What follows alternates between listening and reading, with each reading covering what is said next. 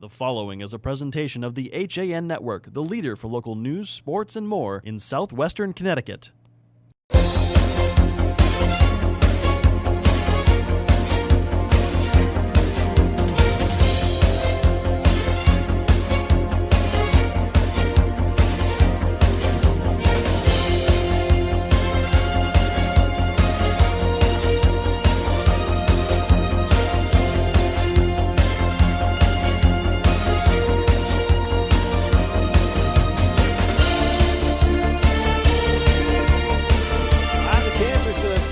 High School, sitting behind the backstop on the baseball field. This is the HAN Network's coverage of FCIAC baseball as we are about 15 minutes away from the start of Stamford High and Danbury in a critical match with playoff implications on the line. Good afternoon, everyone. Frank Renito sitting alongside Kevin Coleman. And Kevin, we've got two teams sitting on the outside of the top 8 right now, but both within a game of that final playoff spot. Yeah, it's starting to come down to that crucial spot in the baseball season here where, every game is so important. It almost has a little bit of that playoff feel to it. You look at this morning, you kind of thought it was going to be a dreary day, but the sun has come out. We're going to end up having a great day for baseball, great evening for baseball between two good teams.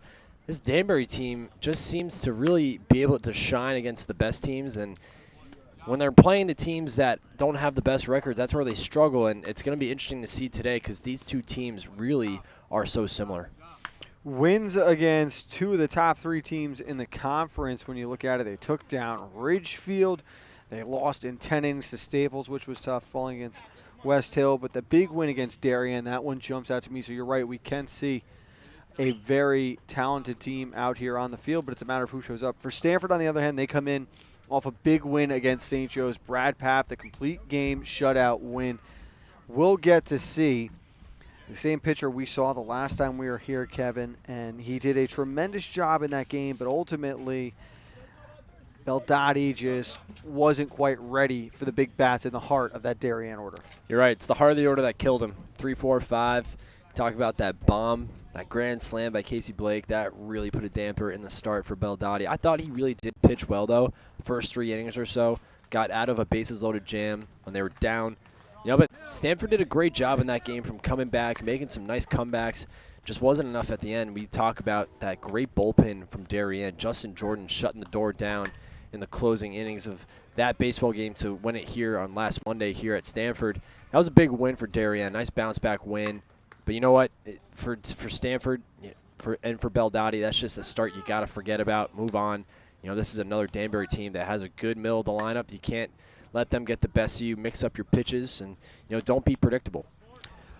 It is May 1st, the start of championship month for the spring season, and we have got a busy one coming up. And what better way to start, Kev, than we have got our Week 3 Athlete of the Week nominees. Take us through our 5 female nominees we'll be hearing about this week. All right, so first up from Danbury Girls Track and Field is Bridget Chiravalli. Bridget earned a pair of first-place finishes in wins over Trumbull and Staples. The senior, she took home gold in the 100 hurdles with a time of 14.7 seconds and in the 300 hurdles at 48.7 seconds. Up next is Ali Sabo from Trumbull Softball. Sabo, the shutout in the New Canaan win. She struck out 16 in 8 innings while winning a pitcher's duel with Jillian Kane 3-0 last Monday in New Canaan's Waveney Park. Sabo allowed just 3 hits. All of them are singles while walking only 3. Up next, we saw her a lot last week, Carly Bucci from New Canaan Girls Lacrosse. Bucci had quite the week for the Rams. With 13 points in 2 games, the junior racked up 9 points on 4 goals and 5 assists as the Rams routed the Staples Wreckers 16-8 in last Tuesday's game at Dunning Field. She then added 4 more points on 2 goals and 2 assists in New Canaan's loss to Darien 11-10 in double overtime on Saturday.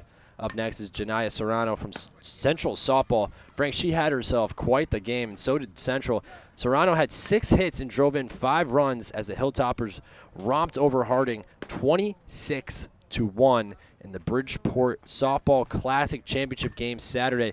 Serrano's hits included a single, a double, and a 2-run home run, and she also scored 5 runs. So 3/4 of the cycle, just couldn't get that triple in there. And last but not least is Christina Fiore from Darien Girls Lacrosse, a junior. She fueled Darien's comeback victory, scoring a team-high 5 goals as the Blue Wave rallied to beat New Canaan 11-10 in double overtime on Saturday. Fiore picked up a hat trick in the first 15 minutes. She went on to add 2 more goals in the second half that ended a 6-0 run for the Rams. And now going over the boys' nominees for the week. Frank, take it away. Thank you, Kevin. Chad Knight of the Staples baseball team is our first nominee. Knight had 4 hits, including a home run and 2 doubles, while driving in 7 runs in the Wreckers' 14-2 win over Greenwich. 4th win in the Wreckers' past 5 games, and Staples now 1 game back of first place Ridgefield. John Thrasher of those Ridgefield Tigers had a 3-run home run with 1 out in the top of the 6th inning to lead the Tigers to a 4-3 victory over the defending conference champion Blue Wave. The homer was part of a 2-for-3 day for Thrasher, as Ridgefield improved to 11-1 this spring, remaining atop the conference. Ben Farrow of Trumbull Baseball started on the mound and went the distance as the Eagles handed the New Canaan Rams their first defeat of the season. 8-1 last Monday, the winners were Trimble. Farrow pitched 7 innings and allowed 1 run on 4 hits, walking only 2 and striking out 8. Timmy Hergate of the Darien volleyball team's up next with a match-best 18 kills as Darien defeated Ridgefield 3-2 in a rematch of last season's FCIAC and state championship games. Darien trailed 2-1 entering the 4th set, but the senior captain led the way back, winning the final 2 sets 25-19 and 15-13. And finally, Garth Gassetta of the Ward boys lacrosse team led the way offensively for the Mustangs, scoring 4 goals, including the game winner in double overtime when Ward took down St. Joe's 9-8. With the win, the Mustangs jumped back to 500 on the season, improving their record to 5-5.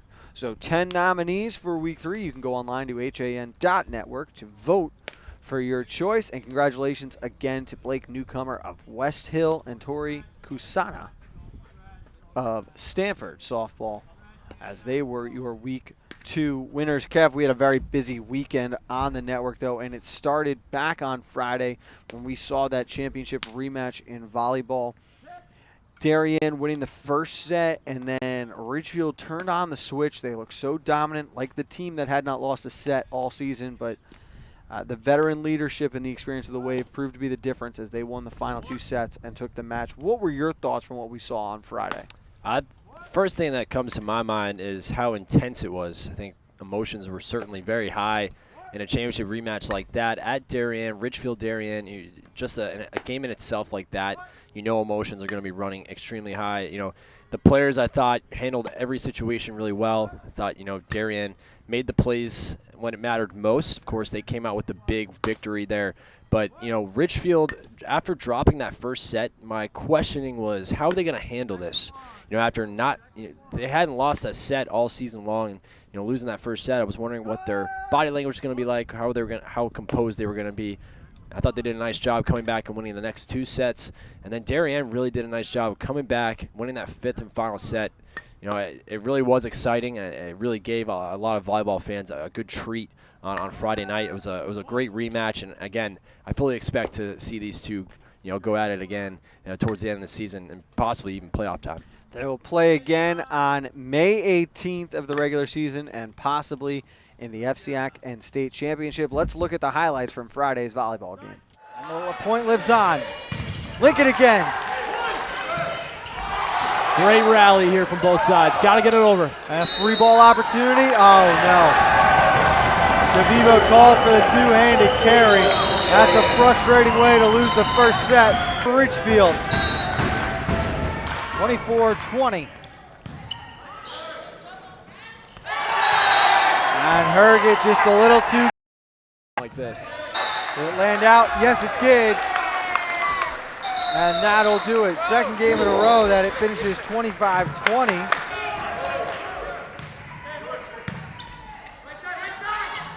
To the short side. Herget for the win. Count it. 25-19. First of 15 is going to win when we get back 5-2. 14 up and die with Preston. He wants the drop shot, and Ladowdy keeps it alive. miscommunication.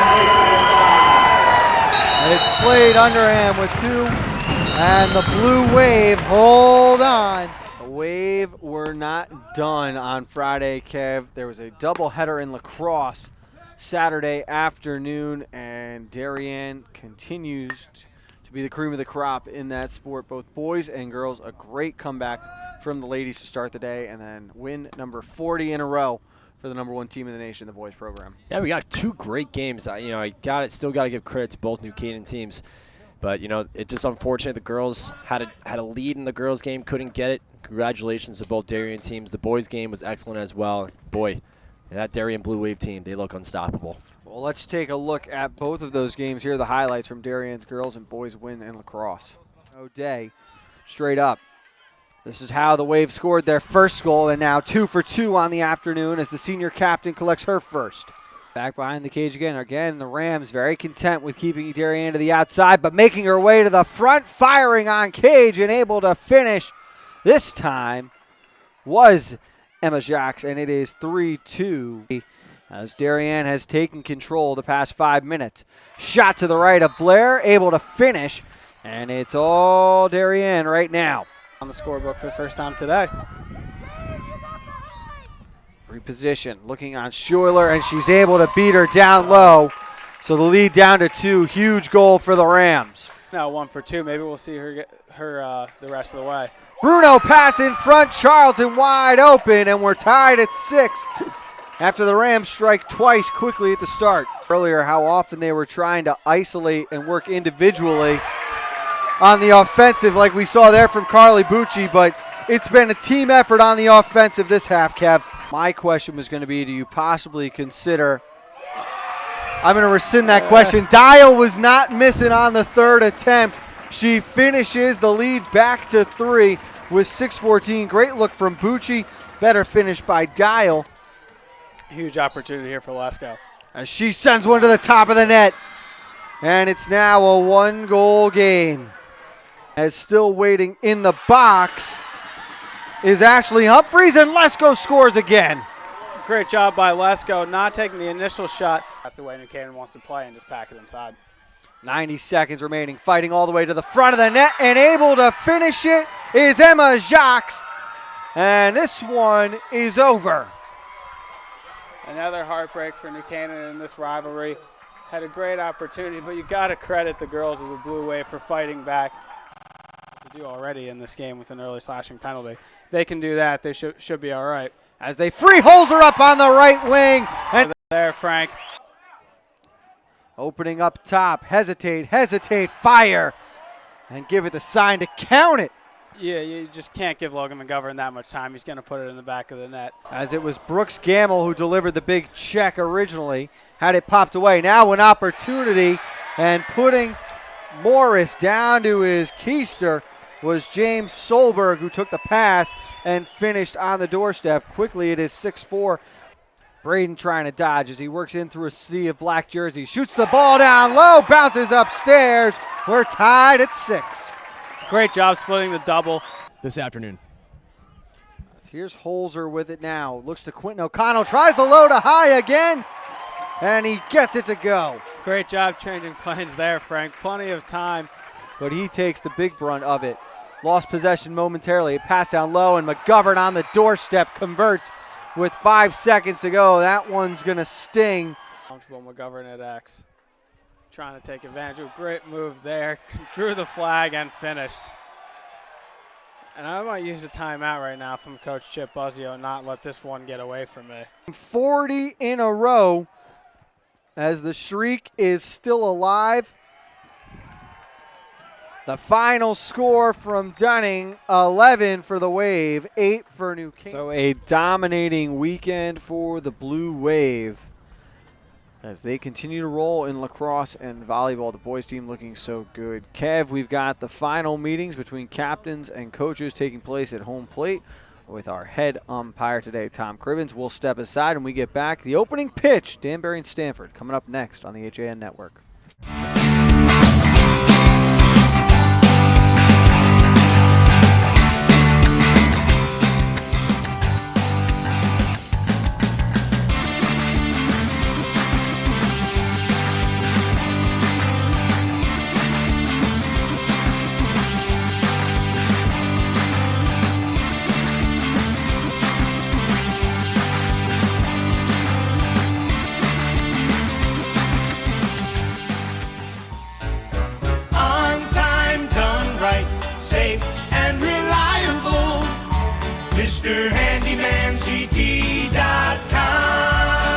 Let our satisfied customers tell it. I have called Mr. Handyman for every reason, every occasion, every broken item, every leak. They have bailed me out on many occasions, and I would recommend them to anyone. For any project, large or small.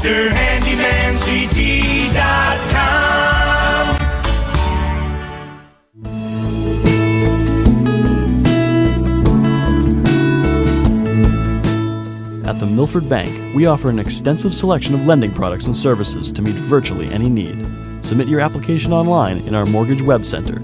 Start to finish, you can apply for a loan in as little as 10 minutes. Our knowledgeable and helpful staff are available to meet with you at your convenience. To learn more about what we can do for you, stop by one of our Milford Bank offices or visit us at milfordbank.com. The Milford Bank, always there. Member FDIC, Equal Housing Lender. Part of banking well is doing good. That's why, with the support of local community partners, Bankwell has launched the Bankwell Pet Adoption Project to boost awareness about the hundreds of animals in local shelters that need a home. And when you donate to the cause using the Bankwell self-service coin machines, we'll match your donation. For details, visit mybankwell.com/pleaseadoptme. Bank smart, bank local, bank well.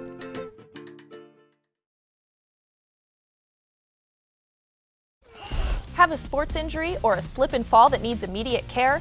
Coastal Ortho Express Urgent Care gives you direct access to an orthopedic specialist fast, without an appointment. Biking, golf, tennis, soccer, whatever the sports injury is, sprain or fracture, Coastal Ortho Express can help. Coastal Ortho Express Urgent Care open Monday through Saturday, now at 3 locations: 131 Kings Highway North in Westport, the iPark building at 761 Main Avenue, Norwalk, and 36 Old Kings Highway South in Darien. Or go to coastalorthoexpress.com, like them on Facebook. If you're watching this broadcast, you're not alone. The HAN network is available for 200,000 Connecticut cable customers on the Frontier Network, and we've also reached more than 2 million viewers on our free live streaming sports, news, and entertainment broadcasts. To reach our rapidly growing audience, contact Advertising Director Jessica Murrin at 203-273-7312 or email jessica@han.network. Back at Stamford High on the HAN Network, Frank Renito and Kevin Coleman just moments away from the first pitch between the Danbury Hatters, who come in 7-6, 4-5 on the season. They are a half game back of 8th place. And the Stamford Black Knights 5-7, 3-5. They are a game back. Some of the students have made their way out up to the rock above the ball field to take in today's game. The right field line filling in with the lawn chairs and the patrons in attendance. Kev, let's start with the Danbury batting lineup. How will it play out? Well, batting first and playing shortstop is number 7, Javon Hernandez. Batting second, the center fielder, number 21, Brent Jacobellis. Batting third, the first baseman, number 9, Nick Gervasio. Batting fourth, the catcher, number 33, Mike Hallis. Batting fifth, the third baseman, number 24, Brian McCarthy. Batting sixth, the right fielder, number 22, Kenny Martinez. Batting seventh, the pitcher, number 14, Noah Meeks. Batting eighth, the left fielder, number 15, Andrew Lewis. And batting ninth, rounding things out, the second baseman, number 2, Jeff Torres. They will be going against Lucas Beldotti, who is on the bump for the Black Knights. Nico Kides does the catching. Justin Wexler will play first. Matt Wurz over at third. David Colazzo at second. Sam Birkin patrolling short. And the outfield from left to right will go Nick Romanello, Danny Colazzo, and Ruben Rodriguez. We saw Beldotti a week ago. Kev, what does he have to do this time around to find himself on the winning end? Well, the first 2 innings he looked excellent.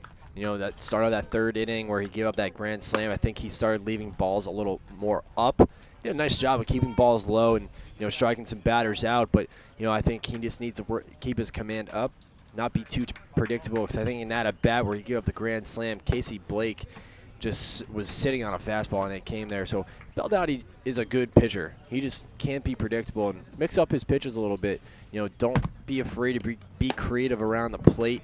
He's got a good defense behind him. And you talk about that outfield.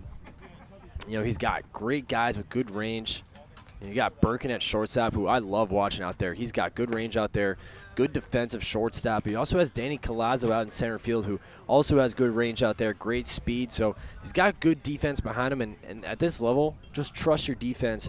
let the batters put the ball in play if they have to, but work your pitches and listen. He's a strong pitcher. I think he can certainly have great outings, and I think he is one of Stanford's lucky to have him in the rotation. So I think he's going to have a strong game. Rit Lacomis is the manager for the Black Knights. Sean Ratchford is the skipper for the Hatters. Our head umpire behind the plate this afternoon is Ton Cribbins, and it will be Cam Swallen judging the bases from the field as Beldotti fires in that final warm-up pitch. Kitey shoots to second, and Javon Hernandez will step into the right-sided batter's box and get ready to start this one. Weather could not be better right now, Kevin. It was overcast for most of the morning, that Sunday cloud cover hanging around, but it is almost all sunshine in the sky. Nice breeze blowing in from left field off the third baseline. Considering the drastic change from where we were last Monday, it was a cold, dreary Monday, but beautiful day for baseball here in Stanford. As Hernandez is ready, Beldotti takes the sign, and the first pitch is hit hard to third base. Fielding there is Wers. Firing over to first. It was high. Took Wexler off the bag and on with a leadoff error. Reach is Hernandez. They will score that an E5. Yeah, unfortunate. Matt Wers, great snag there in the hot corner, playing close to the grass. Ball skipped up on him a little bit, but you got to give credit to Justin Wexler there. He grabbed the ball and tried to tag Javon Hernandez, but he is safe on E5. So Hernandez on first, Jocko Bellis to the dish. Beldotti working from the stretch. Checks over as he makes a move to first base. Great speed by Hernandez there on the bag. And that's not a good start here for Beldotti. He needs to bear down here. He's got to check that runner. Javon has good speed. He's got a nice little lead here. Jacobellis fights that one off, and it takes a hard kick to the right and goes foul. So the Hatters aggressive early on. And you go back to that first hit. It was a good job by Wers to field that ball because it had taken an unusual hop. You could see he didn't have it quite cleanly, and that might have been where the throwing error came from. Didn't miss by much, but enough that it took Wexler off the bag. 0-1 the count, and checking on Hernandez again. Very close. They got him. Great pickoff move by Beldotti there.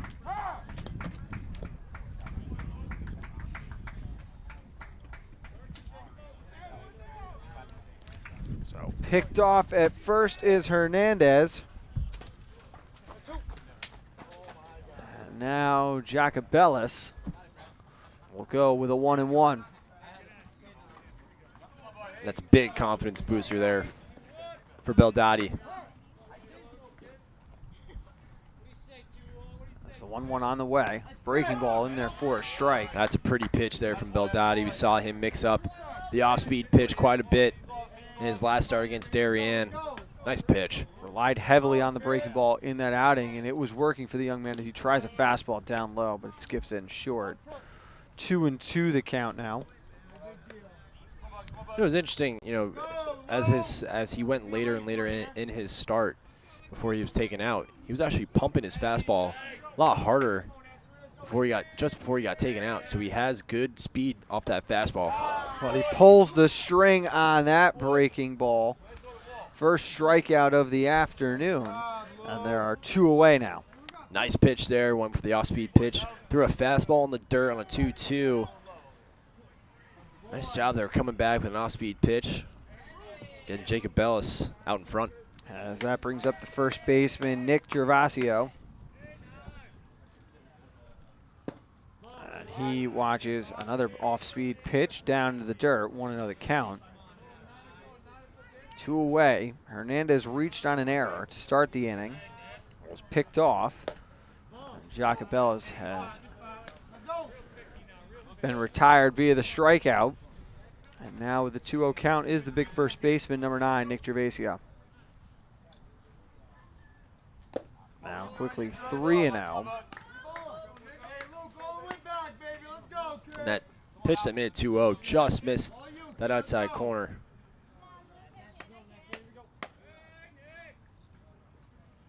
That one in there for a strike, 3-1. We were here last week. I thought the umpiring was very consistent. It was efficient. It was a low strike zone, though. It favored pitches down around the knees, maybe closer to the ankles, as that one misses down low.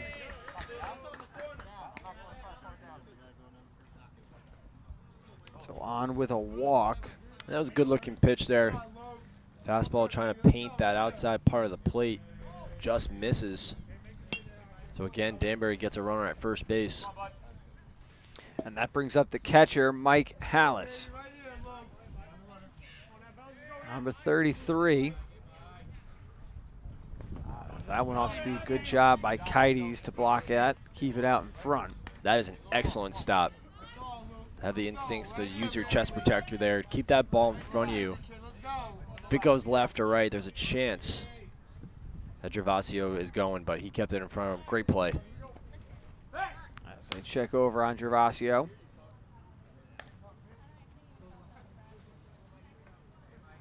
Right here, look, let's go. 1-0 the count. Runner up first, 2 away. Top of the first, Danbury and Stamford from Stamford High. That pitch is outside. He's been trying to get that outside part of the plate quite a bit here in this first inning. He's not getting the call. Come on, kid, let's go. 2-0 is 6 out of the last 7 pitchers have missed the zone. I think that's 7 out of 8 now. Hey, right here, come on, kid. As Baldati will have to fight back again from being down 3-0. 3 and 4, very good hitters here for the Danbury lineup. Runner goes.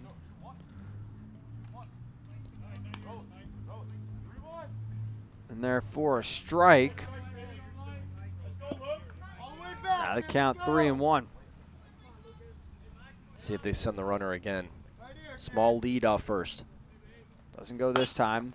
Slow grounder to the left side. Charging from short is Birkin. Fires over to first. Good stretch by Wexler, and the side is retired. No runs, no hits, 1 error, and 1 man left on to half of an inning. We are still scoreless. Stanford coming to bat for the first time after this on the HAN Network. We told Dad he could have his office back if he sold 150 cars last month. Deal's a deal. Well, Dad, you did it. You get your office back. Forget it. I'm having too much fun down here. My new goal, 160 cars. Wow. Folks, if you ever wanted a great price on a new Nissan, now is the time. Right now, lease a 2017 Altima 2.5S for only $99 a month. Isn't it time you got Millerized? Family and Children's Aid has been serving the community since 1809 and is now the largest outpatient children's mental health care provider in Western Connecticut. Our innovative services include providing shelter to homeless moms and children, substance abuse intervention, mental health counseling, and foster and adoptive services, among others. Our goal is to provide individuals and families a safe haven and hope for a brighter future. Find out more about us at fcaweb.org and call our Danbury campus at 203-748-5689. Back at Stamford High, the Black Knights keep the Hatters off the board in the top of the first as they will make their first appearance at the dish. And for the Stamford batting order, we go over to Kevin Coleman. Batting first for the Black Knights is the center fielder, number 10, Danny Colazzo. Batting second, the catcher, number 5, Nico Kites. Batting third, the right fielder, Ruben Rodriguez. Batting fourth, the designated hitter, Brad Papp. Batting fifth, the third baseman, Matt Weirs. Batting sixth, the pitcher, number 3, Lucas Baldati. Batting seventh, the second baseman, number 9, David Colazzo. Batting eighth, the first baseman, number 12, Justin Wexler. And batting ninth, the left fielder, number 2, Nick Romanello. It'll be Luis, Jacobellis, and Martinez from left to right in the outfield. McCarthy at third, Gervasio at first, Hernandez the shortstop, Torres at second. Mike Hollis will catch, and Noah Meeks, the left-hander, dealing this afternoon for Danbury. And he's going to see a fair amount of righties in this lineup. So this favors Stamford in a way, but he does have some good pitches, Noah Meeks. As Meeks fights one off into foul territory on the first base side. Off the bag is Gervasio to make the play, and just like that, there's one away. Nice play there by Gervasio. Going to foul territory, tracking that one down. It's not easy to catch that on the run. Nice play, and that benefits Meeks here. One pitch, one out. Dottie needed 15 pitches to get through the first half of the game. As that one misses on the outside. A little bit more zip on the fastball from Meeks. Well, 1-0 the count, and Kites stands in there. Healthy cut there, 1-1, couldn't catch up. Yeah, late swing there from Kites. Meeks just going right after him here on that pitch. Ooh. Breaking ball that time fooled Nico Kites, and now it is 1-2. That was a pretty pitch there. Nice off-speed choice there.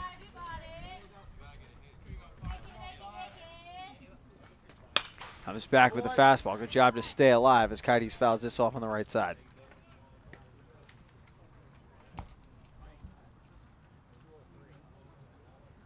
Looks like the umpire's going to chuck the ball there. He's going to get a new one. Give it to Noah Meeks. 1-2. The second time in a row. Southpaw dealing. Fouled off again. We'll do it for a third time. Nice job there by Kites, staying alive. Just fouling off pitches. Good battle here. Last two pitches have been fastballs. Does Meeks come with a breaking ball here, Kev? He's definitely looking at it. There it is. As he jams Kites, and stepping over from second is Torres. As the second batter to start the game for the Black Knights pops out. That brings up the right fielder, Ruben Rodriguez, now with 2 down and nobody out. Noah Meeks, his delivery reminds me a little bit of David Price in a way. If you watch him pitch from the stretch. So that went down low into the dirt. Our director, Eric Gendron, a big fan of that comparison. Thank you, Eric. No surprise, as he is supporting a Red Sox hat right now. Rocking the Boston Strong look.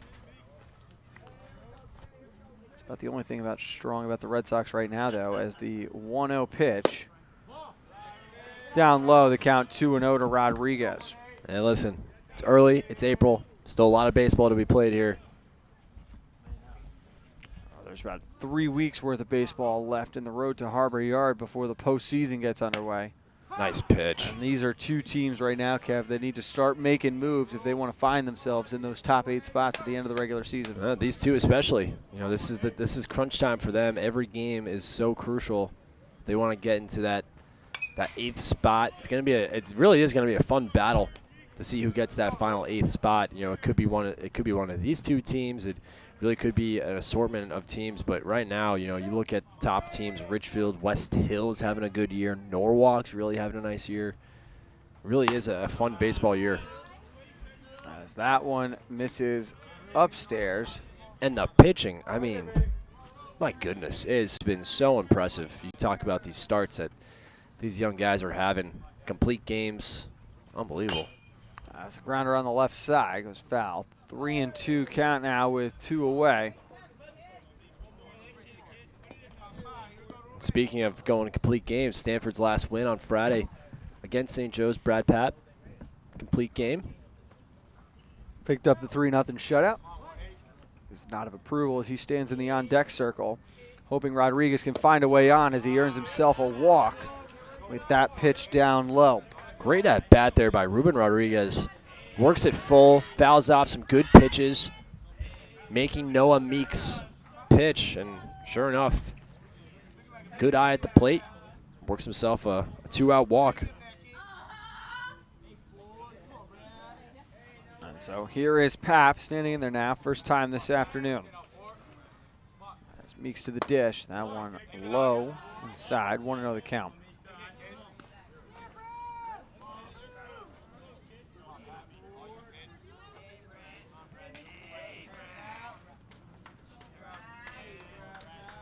The designated hitter today after throwing all 7 innings on Friday.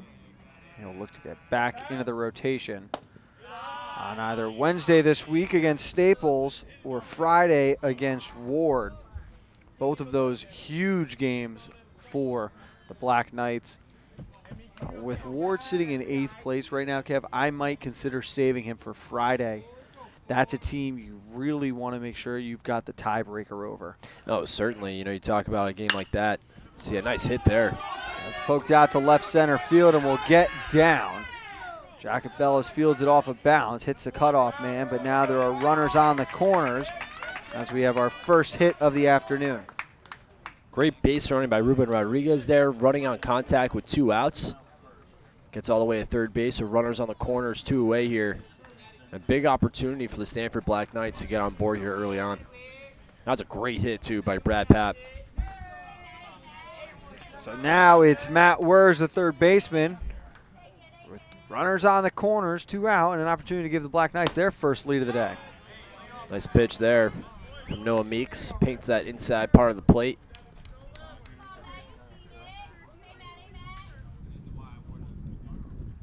You can hear the wind picking up here at Stamford High. Just missing inside with that one was Meeks. Meeks working the inside part of the plate. Then you got Beldotti for Stanford. He's trying to work the outside part of the plate. A little bit of a chess match here. It's a breaking ball in there again. Wurz couldn't keep up with that one. Fooled, absolutely fooled on that. Got him way out in front. Nice pitch. The form might resemble David Price, but that curveball is reminiscent of Clayton Kershaw right now. 1-2 on the way to Wurz. 2 out, bottom of the first, and he fights one off the hands. Trouble out there behind second base, but Torres makes the play. That will retire the side. No runs, 1 hit, no errors, and 2 men left on through 1 inning. We are scoreless from Stanford. More high school baseball after this on the HAN Network. At InSports Trumbull, the game is always on inside. Sign-ups are now open for one of our most popular programs, the New England 80 Elite Lacrosse Division I and Division III showcases. With D1 and D3 coaches in attendance, players will receive a 60-minute webinar with Director of Recruiting Hans Hansen, a custom NE80 penny, custom shorts, and a video of all games. Last year's event sold out quickly, so sign up now for the next showcase coming in January 2018. Like and follow us on Facebook. You don't have to go far for authentic Neapolitan cuisine and renowned wood-fire pizza. Pizzeria Loretano of Bethel is a contemporary Italian bistro, specializing in authentic wood-fired brick-oven pizza Napolitana. Pizzeria Loretano was named one of America's top 1,000 Italian restaurants in 2008 by Zagat, and recommended by Jane and Michael Stern on National Public Radio's Splendid Table. Located close to the Bethel Cinema, we focus on quality, and our food is always made to order. Join us for live jazz Sundays from 6 to 8. Find our schedule, menu, and more at pizzerialoretano.com, and like us on Facebook.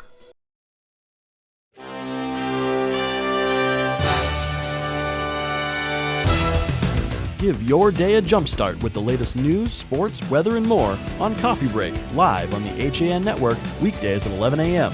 Connecticut news doesn't get any more local than on Coffee Break. So get a good look here of Coach Sean Ratchford talking things over with our umpires at the end of the first inning. No runs in that first inning. The only hit going to Stanford's Brad Papp. The Black Knights stranded 2. As it took Noah Meeks 21 pitches to retire the side. Now Beldotti heads back to the mound. He's only thrown 15 to this point in time. What impressed you, Kev, through that first inning from Beldotti? Well, certainly the pickoff. That was certainly very impressive that he got him there. Just the way he went after hitters. You see, just like that. Pretty interesting. See a hit pitch here on the first pitch. And if you look back at the top of the first, Javon Hernandez got on a first pitch E5. So just like that, again, Beldotti has to work from the stretch to start the inning. So McCarthy on with the hit by pitch. And chasing one up around the eyes was the pitcher Noah Meeks. Correction, that's Kenny Martinez, the right fielder. Meeks stands on deck, Kevin.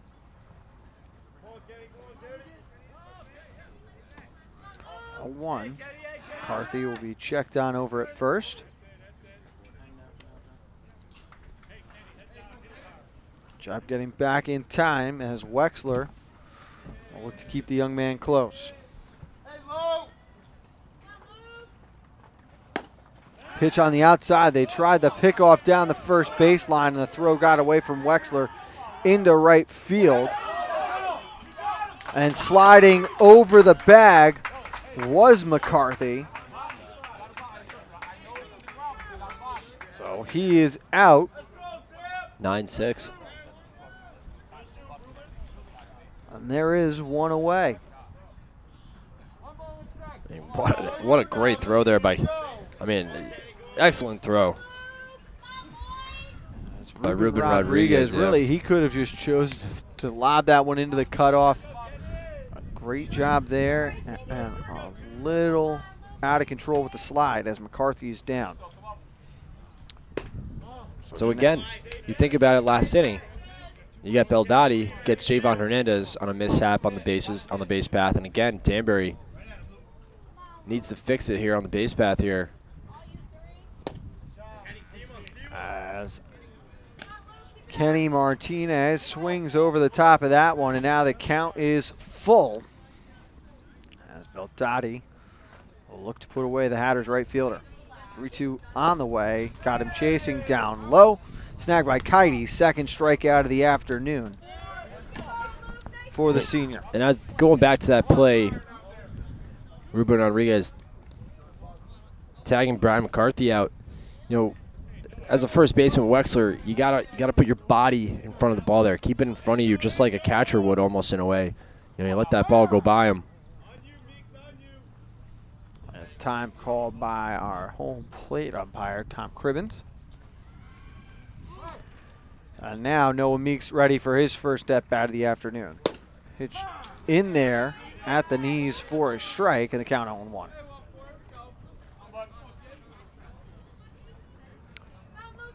Pitcher duel here. Looking to golf the breaking ball that time was an aggressive Meeks.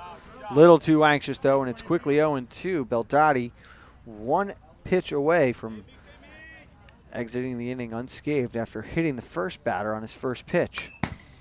But Meeks not done yet as he fouls that one back to the cage. Nice job there by Meeks staying alive. Making Beldotti throw pitches here.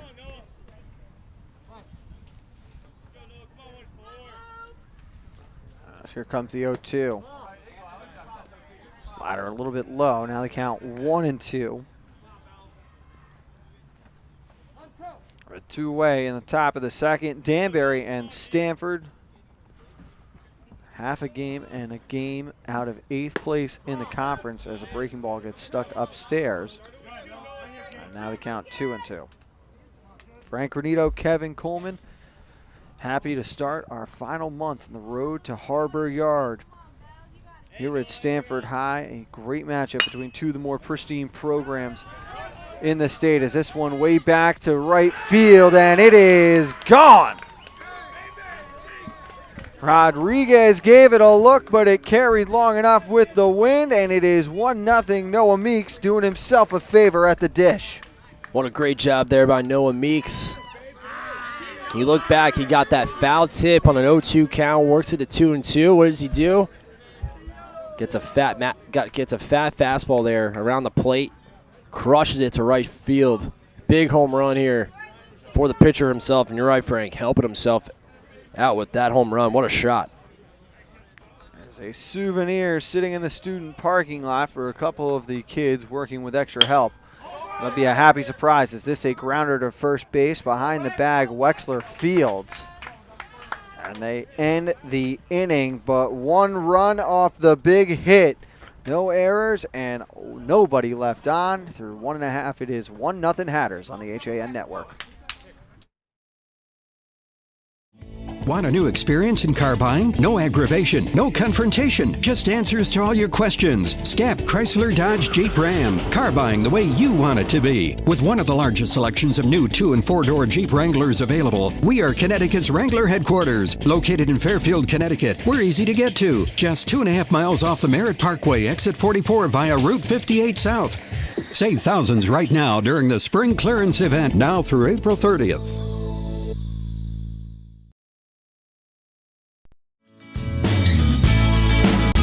I'm Tracy Masella, a licensed clinical social worker at Silver Hill Hospital in New Canaan.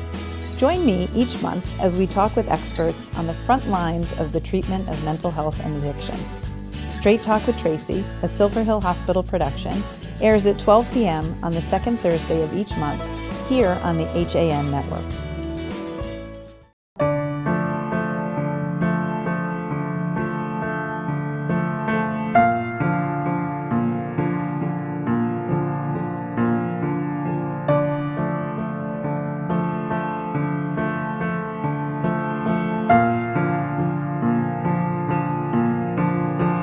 Pizza to satisfy even the most demanding critics. Choosy Pazza Pizza. Back on the HAN network, Danbury a 1-0 lead, courtesy of the man on the bump right there. Noah Meeks with the home run to right field.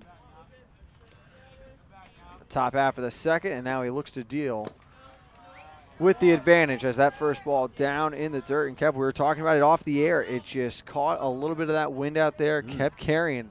And it didn't sound like it was going to go off the sound of the bat. But now you see Lucas Beldotti leading the inning off here.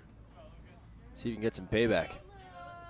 There's that one in there for a called strike, and the count now 1-1. And there it is. There's that extra little zip he's got on that fastball. It's deceptive, the stadium, because you've got some of the taller fences all around the outfield. It's not in there for strike two, but the last 2 times we've been here this week now, that's the 3rd home run we've seen vacate the park. There's that one down in the dirt.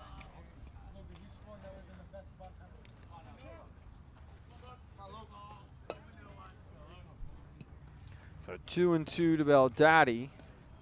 Leading off here in the bottom half of the second. Come on, baby, let's go. Pitch from Meeks. Low, count now full, just missing.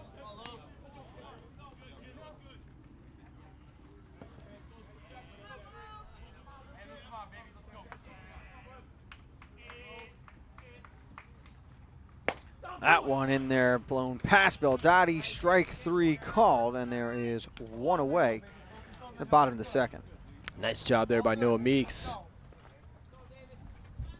A little extra zip on that fastball, blows it right by Beldotti. Beldotti just a little late on that. Good start to the inning for Meeks. I'll bring up the second baseman, David Colazzo, as he takes the ball down low. 1-0 the count. 5:04 on the East Coast. If you're tuning in via the HAN app as you're exiting work, we're happy to have you along. Frank Renito, Kevin Coleman at Stamford High. Noah Meeks dealing for the Danbury Hatters right now. He has supplied the only run, a solo shot at the top half of this inning. Perfect day for baseball in Fairfield County. Right around 3:30 when the team started to warm up, the sky cleared open. Temperature jumped up. Not a complaint around the ballpark. That foul ball kind of the mask of Mike Hallis. Catcher for Danbury. Seems to be all right. Let's go, tug it up. Hey, Niner, let's go, Dave. Let's go, baby. A 2-1 pitch to Colazzo, and that one fouled off to the right side.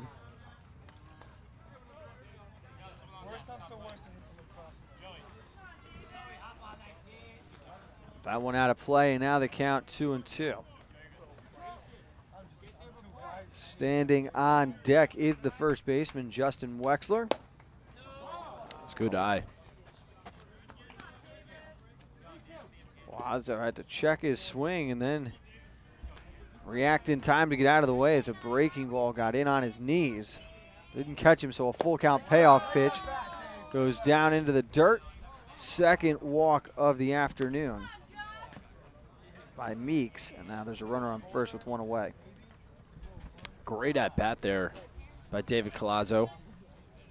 Battling back, fouling off some good pitches. Works himself a walk here. It's the second walk Meeks has given up today. He's going to see Justin Wexler.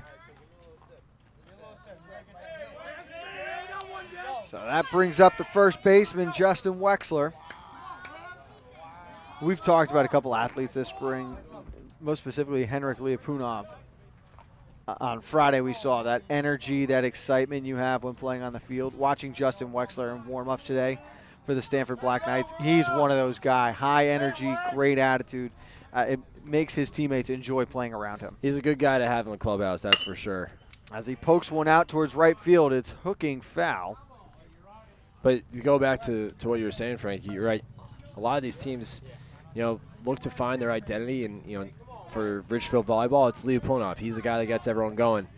For this Stamford Black Knights team, it's several guys who I see. I see Brad Papp. He's designated hitting, but he's very vocal in the dugout for the Black Knights. You see, you're right, Justin Wexler was great during warm-ups, keeping everyone loose, getting everyone amped up. It's cool to see. It's cool to watch from this point of view. As the runner is off, throw down to second is up high and off the mark. So now with a stolen base and standing on second is David Collazo. His brother Danny is standing off to our right. He's another one of those guys. And it's a good core of a senior group that have been around together for a while. They enjoy playing together, and they're playing for all the right reasons. So now with a runner in scoring position, the count 1-1 is Wexler. Takes a strike at the knees, and it's 1-2. He'll look to protect. Yeah, Wexler's got a battle here.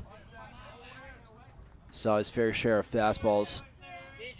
On a 1-2 count here, does Meeks try and go off speed, or does he try and get Wexler to chase on a fastball here?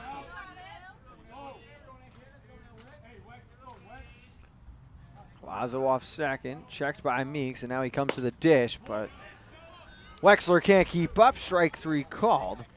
And there are two away. Second strikeout of the inning, second strikeout of the afternoon for Meeks.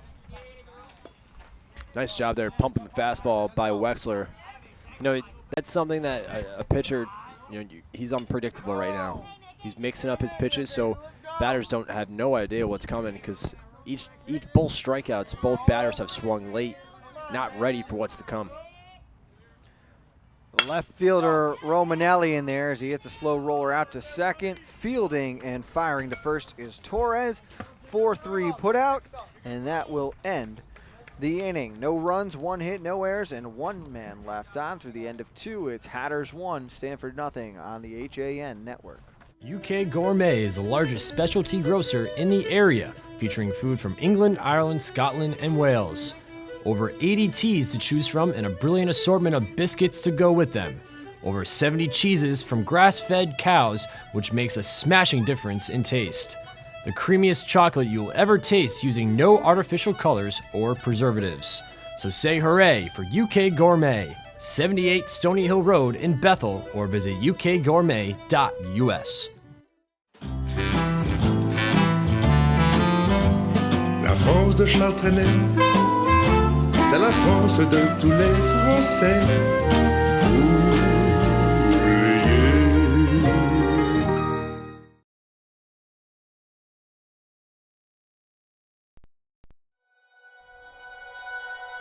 At Budget Blinds, we're in business to frame the light, the day, and the night.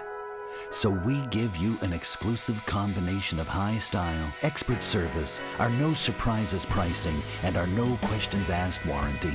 We believe that everyone, at every budget, deserves style and service. Isn't that a beautiful place to be?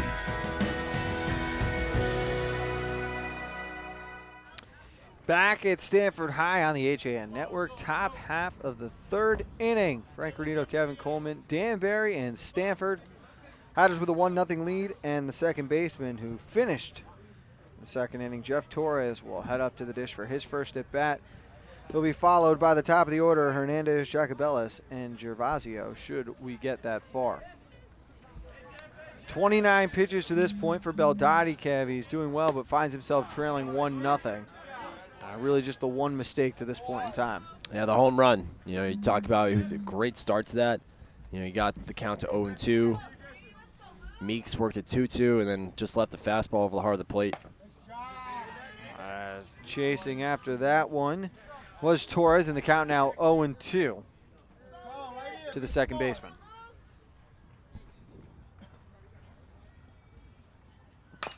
Curveball cut on a little too early there. It's foul on the third base line. We'll do it again. And the two games we've been here now, Kevin, we just saw it again in a second. Stanford has had runners in scoring positions early in innings with one or less outs multiple times now. As this one lined out to left center field, Collazo on the run to his left, makes the catch, and there's one away. Listen, I told you he had good range. Great job there. I mean, a nice hit by Jeff Torres out to right center, but Collazo has that good speed, good range out there, goes to his right. Great running catch by the center fielder for the Black Knights. So that brings up Javon Hernandez, who reached on an error in the first and then was picked off. But as I was going to say, Kev, it's the runners in scoring positions right now. A low average for the Black Knights, and it's proven to be the difference, at least in that last game against Darien when we were here. And he's hurting them early on now as they're 0 for 3 with runners in scoring position today. Yeah, it's not how you're going to win games. No matter how many outs are in the inning, you got to be able to get that runner or score if they're in scoring position. You got to be able to pick them up. As that ball was chopped down the third baseline, just rolled foul. And that game last Monday could have easily been a lot different if they hit with runners in scoring position, because they had bases loaded as well at one point with one out, and they didn't get any runs in. They had runners at plenty of times in scoring position. They just couldn't get anyone around. So Stanford needs to do a little bit of a job of getting their runners home. There's an 0-2 breaking ball in the dirt. Doesn't fool Hernandez this time. And this isn't a knock on the pitchers, because they're actually doing a nice job of keeping it close games. They're just not getting the offense behind them. This one is grounded down the third baseline again, trailing foul. So Hernandez now in a battle here. Beldotti has hit 35 pitches in the top half of the third. Let's go. Some cloud cover moving in here is shade descending over the stadium at Stanford. That pitch down low in the dirt again. 2-2 the count now to the shortstop for Danbury. Good eye by Javon there.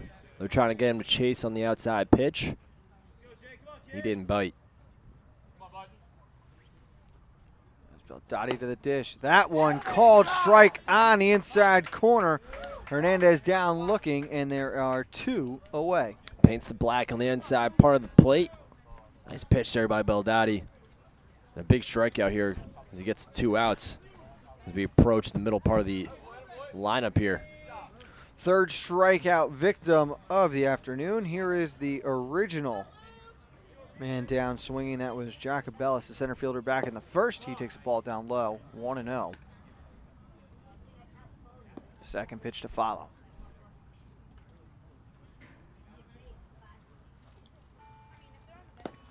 The breaking ball misses low. The breaking ball today, when it's missed, has been low, and it has not been close, Kevin. Yeah, it's 2 straight pitches now that they've tried to get low. Clearly, Jacobellis is someone you don't want to leave a pitch up to. That one up around the numbers, but it is too high, so now they count 3-0. And again, that's another batter, 2 strikes. He has to battle back on a 3-0 count. 2 away, and Jacobellis looking for the free pass. Won't get it on that pitch. Taking all the way, and now they count 3-1. Jacobellis, he can be as patient as he wants here. It's a good hitter's count. Cuts on that one over the top, and now it is quickly 3-2. Big pitch coming up here for Beldotti.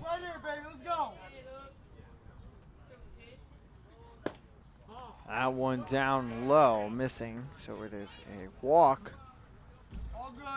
Jacobellis, and there's a runner on with 2 outs. Yeah, that hurts. You know, a 2-out walk after, starting the at-bat 3-0. Worse at a 3-2, and a pitch that misses on the outside part of the plate.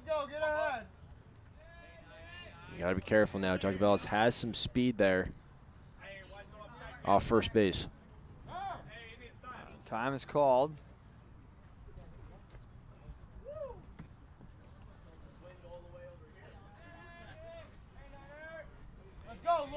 Dottie has 1 pickoff today. Coming to the dish with a breaking ball up high, 1-0. You are right, Jacobellis, one of the faster players in this conference. He's got a healthy lead over at first. Dottie keeps an eye on him. He's coming to the dish again. This one cut on, fouled back. 1-1 the count.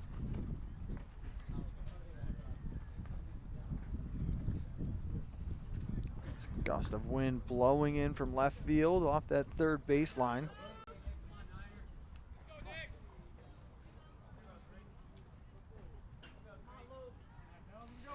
On 1 count, and they'll check on Jacobellis over at first. Good look there by Beldotti. You got to check on him. Even with 2 outs, there's a threat that he could go. Breaking ball in there for a strike. Runners going. No one covering second base. That's a really strange play there. Someone's got to be there. And that's just miscommunication between the middle infield. It was just a bizarre play in general. Not a single person screamed going from the Stamford bench. And that's because once it reached the plate, that's when he went. It is rare. He had a big jump off first base, so he figured with that big jump he can get to second base. As here's a grounder chopped towards short, waiting there and fielding. Fires to first as Birkin gets the runner in time. And the side is retired. No hits, no runs, no errors, and 1 man left on base. 2.5. It's 1-0 Danbury. High school baseball coming back after this. The new fishing season is fast approaching, so it's time to head over to the dock shop and get your gear in order. We're now offering bait in both Darien and our Westport location. The dock shop can service and repair your rods and reels, spool up new line, and fill any empty space you might have in your tackle box. Whether you're a fisherman, boater, or beach bum, the dock shop is a unique place to shop. The dock shop, 51 Tokenique Road, Darien, 609 Riverside Avenue, Westport, dockshop.com. Portofino Restaurant and Wine Bar in Bethel. Fresh and simple food is our concept. Owned and operated by brothers Rocco and Louie, Portofino has a distinct and diverse food and drink menu. Open Tuesday through Sunday. Come join us for live local music on Tuesdays and Sundays, Wednesday nights for mouthwatering prime rib, and every Thursday night is ladies' night. Planning a party? All our catering menus are personalized to suit your event and your budget. Join us at the Dolan Plaza, 213 Greenwood Ave, Bethel, and call us at 203-797-8131. Like us on Facebook. Bottom half of the third and the top of the order set to make an appearance at the plate. Danny Colazzo, Nico Kides, and Ruben Rodriguez standing by, as they will look to get the Black Knights going here in the bottom half of the third. Meeks has thrown 39 pitches to this point. Out of town scoreboard here. Top of the fourth. No score between Wilton and Richfield. Alex Price on the mound for the Tigers. Currently pitching a solid outing so far for the Tigers. He's been so good all year, and we talked about it on Nutmeg Sports last week. Ridgefield really has that feel right now, like they have the most complete starting staff with the combo of Price and Lowe. 2 aces to this point in the season going for the Tigers. And for Ridgefield softball, they get 2 runs in the top of the 5th to take a 3-2 lead over Wilton. As Colazzo pokes one out to right center field, all the way back, standing in front of the track to make that catch was Kenny Martinez, and there is one away. But you can see again, Kev, The wind getting a hold of that ball. It carried out there a little ways. And that's why I think we saw quite a bit of home runs in that last game last Monday. The ball can carry here. It's pretty interesting. It's not a deep dimension out in the outfield, but balls do carry here. As that one ripped to the second baseman off the bat of Kites, but Torres able to field. Sends one over to first, and there's 2 away after just 3 pitches here in the bottom of the third. And that's where being aggressive can hurt you. You keep that pitch count low for Meeks. Ruben Rodriguez here. So the right fielder standing in there, and he takes a ball up high. 1-0 the count.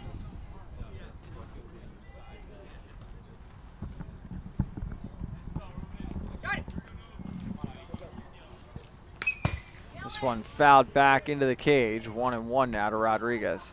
West Hill being Staples right now, 8-2. That's a game with the number 2 team in the conference and the number 3 team. West Hill a half game back of Ridgefield in the standings. That game's in the top 6 right now. Vikings have been very strong of late. Let's go, Rope. 1-1. Meeks sends one out to left center field. It's into the gap and down. It's going to go all the way to the wall. Rodriguez heading for second. He will pull up there and is in safely with a double. Nice piece of hitting there by Ruben Rodriguez, number 3 hitter here in the Stamford lineup. And here we go. A runner in scoring position here, 2 outs. And I don't think there's anyone in this lineup you'd rather have up at bat more than Brad Papp right here, who he had a nice base hit in his first at bat in the first inning. 1-for-1 with a single. Papp standing in there, and Meeks looking to get out of trouble now with 2 down in the third. Swinging at the first pitch, just out in front of that one is Papp, and it's 0-1 to the designated hitter.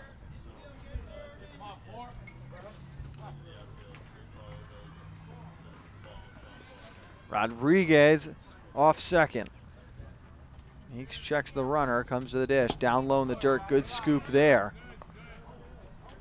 As Hollis kept that one in front of him. Rodriguez was halfway to third.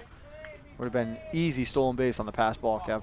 Yeah, great stop there by Hollis. Both catchers are really playing strong here. Get to see 2 really strong defensive catchers this evening in this baseball game. 1-1 count now. Nice pitch.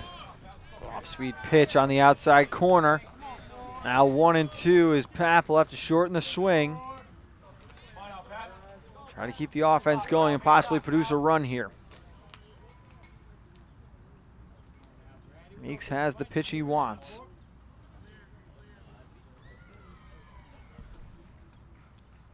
Down low, and again, Hollis sliding to his left, stops that one. That's a good eye there. That ball was low. Some batters get a little aggressive with 2 outs. Good eye there by Brad Papp. And Papp had the big win on Friday over St. Joe's through the complete game shutout. Now he's hoping to help the Black Knights from the dish. Fouls this one off on the left side. And he's staying alive. Meeks now up over 50 pitches already here. Bottom of the third.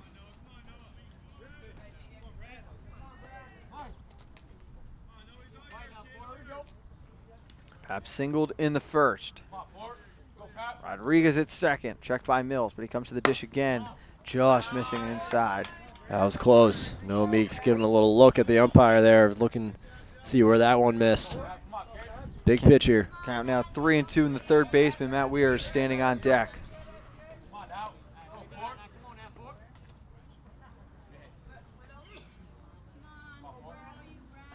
Payoff pitch inside, missing, so a walk to Papp.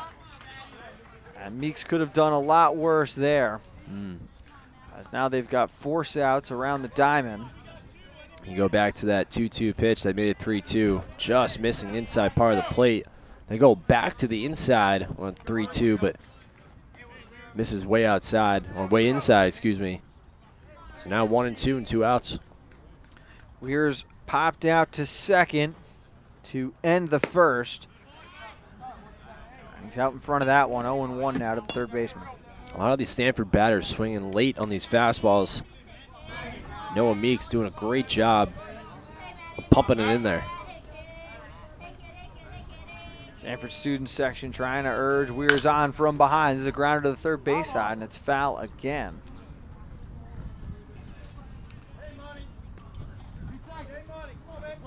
Good cut by Weirs, just a little foul.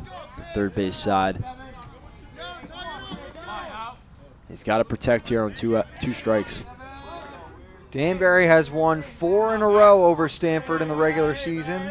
Black Knights' last win in 2012. It was a 5-4 victory. As Meeks makes a move to second. No throw, though. And you always have to be careful, especially as a lefty pitcher. If you want to look back the runner at second, you always got to be careful of the ever so famous balk. This time he comes to the dish, though. Breaking ball hit out to left field. Charging there, but not going to catch that one is MacArthur. He comes up throwing, but it is cut off. And now the ball is passed to the backstop. Fired out to third, but in there safely. Heads up running by Papp. Better hitting by Weirs. The Black Knights are on the board. Great job by, great base running too by Ruben Rodriguez. Great hit by Weirs. Brad Papp. Another good base running move there. Recognizes the ball, went by Hallis, extends his spot to third. Great job there by the Black Knights, and just like that, retired. And the Hatters are very lucky, Kev. That ball hit off the head umpire, Tom Cribbins there. It could have taken an interesting hop off the backstop going down the first baseline. And we could be talking about a 2-1 Hatters lead or runners on second and third. As now Meeks tries to turn up the volume a little bit with Beldotti standing in there. Tied at 1. It's an RBI single for Weirs. As Rodriguez scores from second on the hit. Kickoff move to first base, and they got him clean as Weirs was leaning.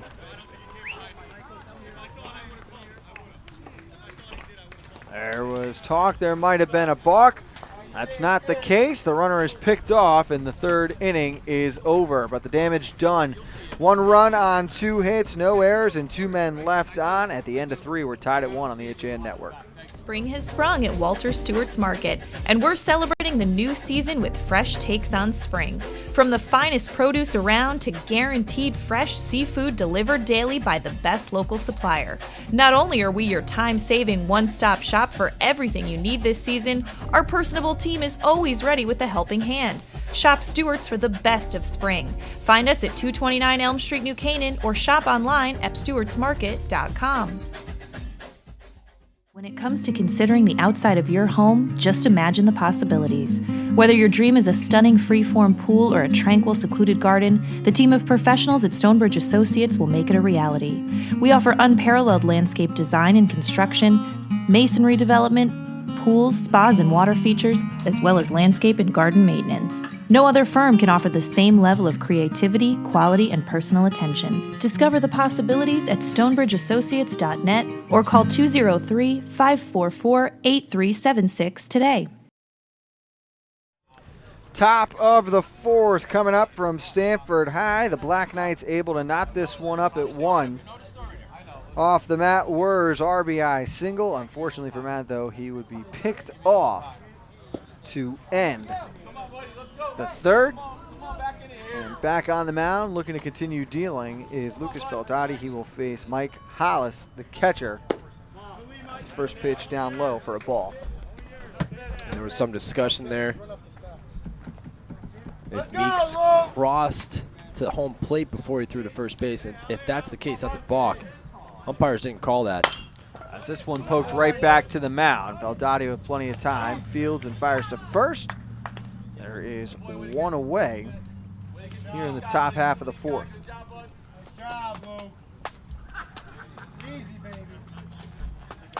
Nice play there by Beldotti, showing off the leather.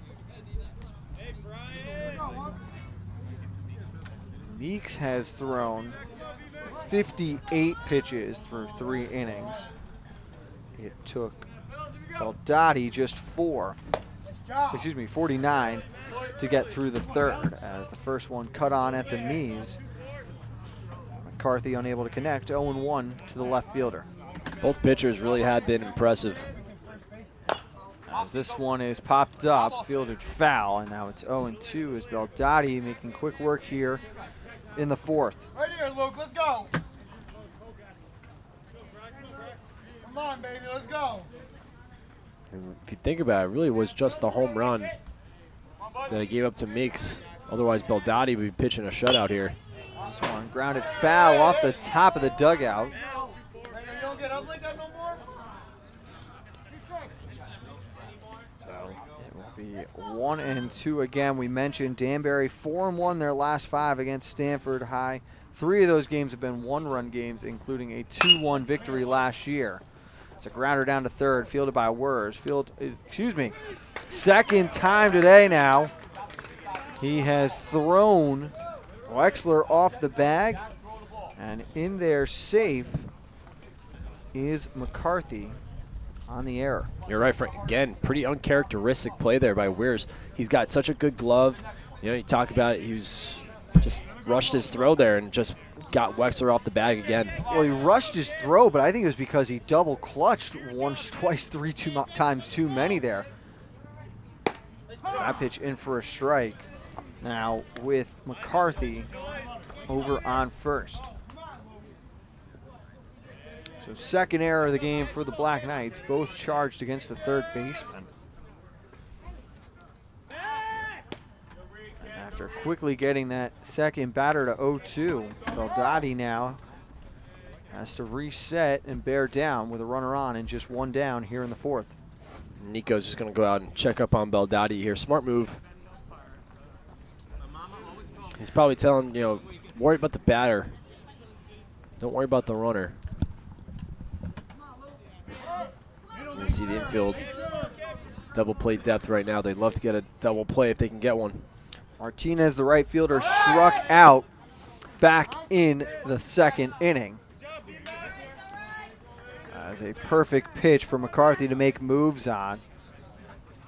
Breaking ball was called a strike on the swing, and McCarthy in with the stolen base now. Runner in scoring position for Danbury. Third baseman McCarthy showing off the wheels. Nice stolen base there. As this one hit to short, McCarthy will advance to third. Firing over to first. Is it in time? Yes. As Wexler scooped that one with the stretch, and now there are 2 away. But a runner on third. And the pitcher, Noah Meeks, heading to the dish. Has produced the only run for the Hatters. He had the solo shot to right field back in the second. Again, nice play by Sam Birkin. Really like how he plays. He's got that shortstop build to him. He's got good range, good arm. Nice play with a shortstop. Beldotti in there for a strike with his first pitch. Big opportunity here for Meeks to help out his cause if he can poke one in. Give his team the lead. Taking again, disagreeing, but strike 2 the call. Paints that outside part of the plate. Nice pitch there by Beldotti. See what he goes for an 0-2. Does he try and go inside? Right here, Luke, finish it up. McCarthy 90 feet away at third. Meeks hoping to bring him in as it's a hot shot to short. Fielded on the backhand over to first, and the inning is over. No runs, no hits, 1 error, and 1 man left on base through 3.5. We are tied at 1. Black Knights coming to the dish after this. Wild Birds Unlimited. At Wild Birds Unlimited of Brookfield, get expert advice from our certified bird feeding specialists. We offer always fresh, clean seed that will be sure to attract birds to your home feeder. Experience our excellent customer service. Open 7 days a week. Visit us at 317 Federal Road, Brookfield. Wild Birds Unlimited. We bring people and nature together. At Worcester School, we believe summer is a time for kids to be kids. We provide the safe and nurturing environment for them to find activities that match their interests and allow them to create lasting friendships. Summer at Worcester offers 7 weekly sessions at our Danbury campus from Monday, June 26th through Friday, August 11th for pre-K to grade 8.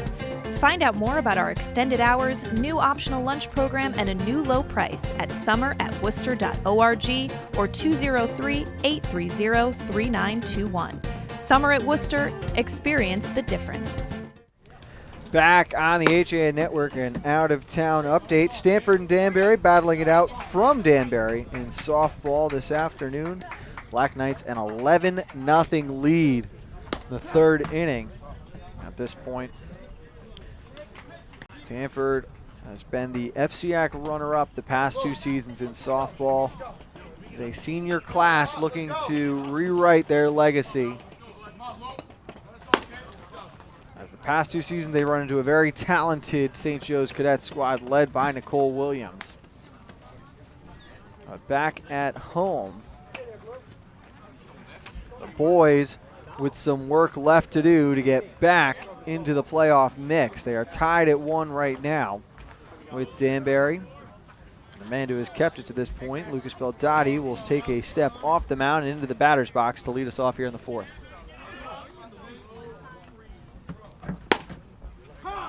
As he takes a strike on the first pitch in the count 0-1. Kev, we've also just learned Staples has tacked on 4 runs, so they only trail West Hill 8-6 now. That out-of-town matchup between 2 of the top 3 teams in the conference. As fighting this one off is Beldotti to the right side, looking to hustle down the line and beat it out. Oh, man, that was close. Not in time as Torres makes the play. My fault. He just jammed him inside. And if you look over, you saw Torres playing closer to second base. They make a long run over. Close play, but good effort down the line by Beldotti. As here's Collazo stepping in, and he fouls his first pitch back. And Black Knights like to get him back on base. Worked a walk in his first at bat and stole second. He's got good speed there. Second pitch, a breaking ball, and it's right back to Torres again. Sends one over to first, and there are 2 away just like that. Torres got good range there at second base. He's got a good glove, good arm. Nice play. 4th put out of the afternoon for the second baseman, who has been very active here early on. And now stepping to the dish is the first baseman, Justin Wexler. Down via the strikeout. Back in the second, he is 0 for 1.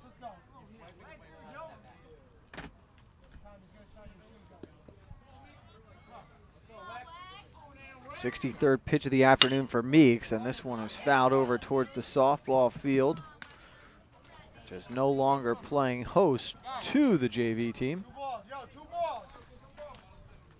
Danbury and Stamford battled out in JV softball earlier this afternoon. First pitch at 3:30. Black Knights picking up the win in that one.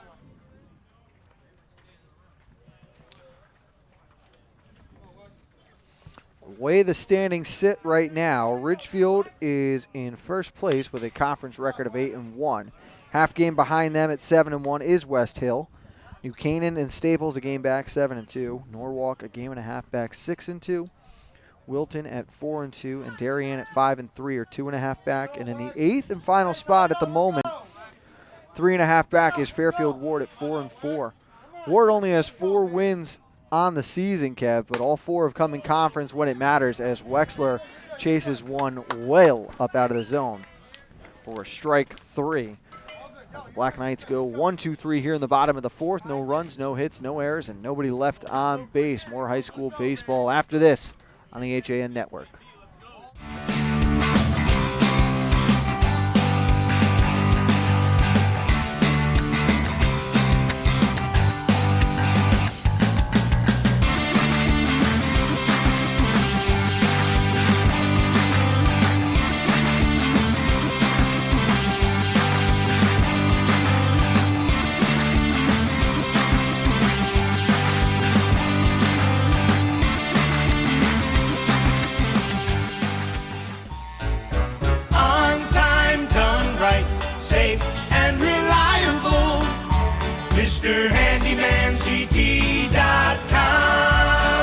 Let our satisfied customers tell it. I have called Mr. Handyman for every reason, every occasion, every broken item, every leak. They have bailed me out on many occasions, and I would recommend them to anyone. For any project, large or small. MrHandymanCT.com.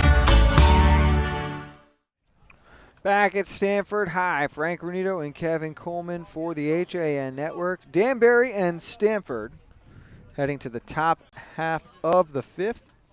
Leading it off is the left fielder, Andrew Luis. Tied at 1. Luis grounded out to first. Back in the first. Pirates are going to wait a minute, allow several players to make their way out to the right field line to warm up. Noah Meeks for Danbury has thrown 68 pitches. They've adjusted that now, Kevin. 66 pitches to this point. For 4 innings. Dottie's 62nd pitch. Yeah, it's almost too bad that it has to be a pitch count, but you want to see these two pitchers keep going because it really has been a fun pitchers duel between these two pitchers. There'll be action down along the left field line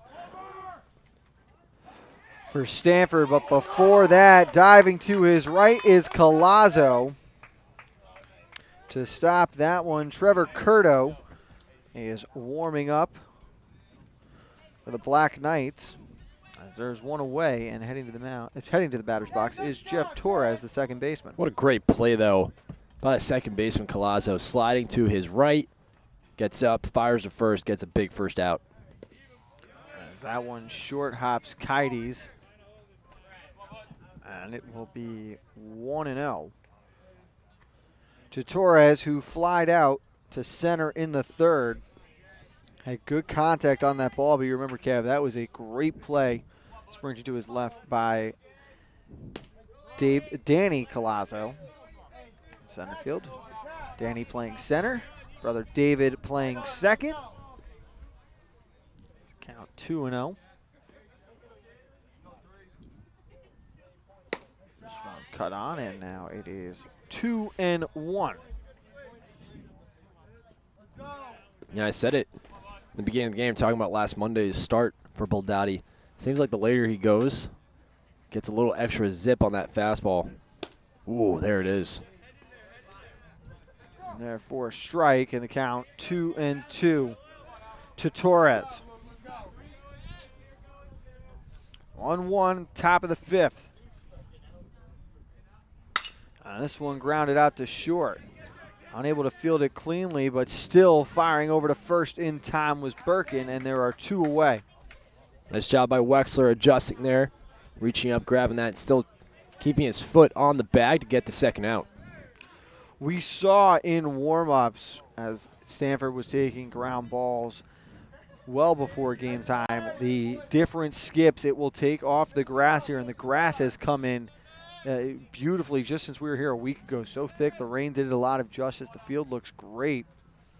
A good job by Birkin to stay with that one after the short hop. As Weirs can't get that one, Birkin never saw it, and in there with an infield single is the leadoff man, Javon Hernandez. And there it is. That's the base runner you want if you're the Hatters here, especially late part of the game. You'd love to have Javon Hernandez here. 2 outs. He's always a threat to go. Jacobellis is 0 for 1 with a walk and a strikeout. He has a stolen base as well, and Hernandez will not be going as they pitch out. And the count 1-0.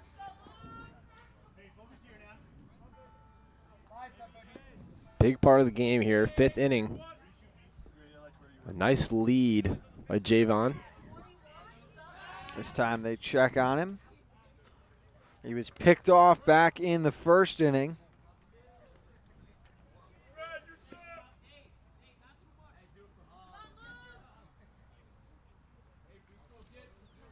And again, a healthy lead. Over to the dish. That one outside. 2-0. Beldotti seems very conscious of that runner right now with 2 outs. Would you like to see him attack the batter more, try to get out of this inning? I certainly would with 2 outs. You just have to think about the batter. Forget about the runner. Trust your defense. Trust your catcher. That one in there for a strike. It was fouled off. Count now 2-1. Took a little off that one. Fooled Jacobellis with it. You know, Kaides is a very good defensive catcher. Let him come to you. He can worry about the runner. Lucas just has to worry about the batter here. Attack the strike zone. Just a little low there, and now it is 3-1 with the first baseman, Gervasio, waiting on deck.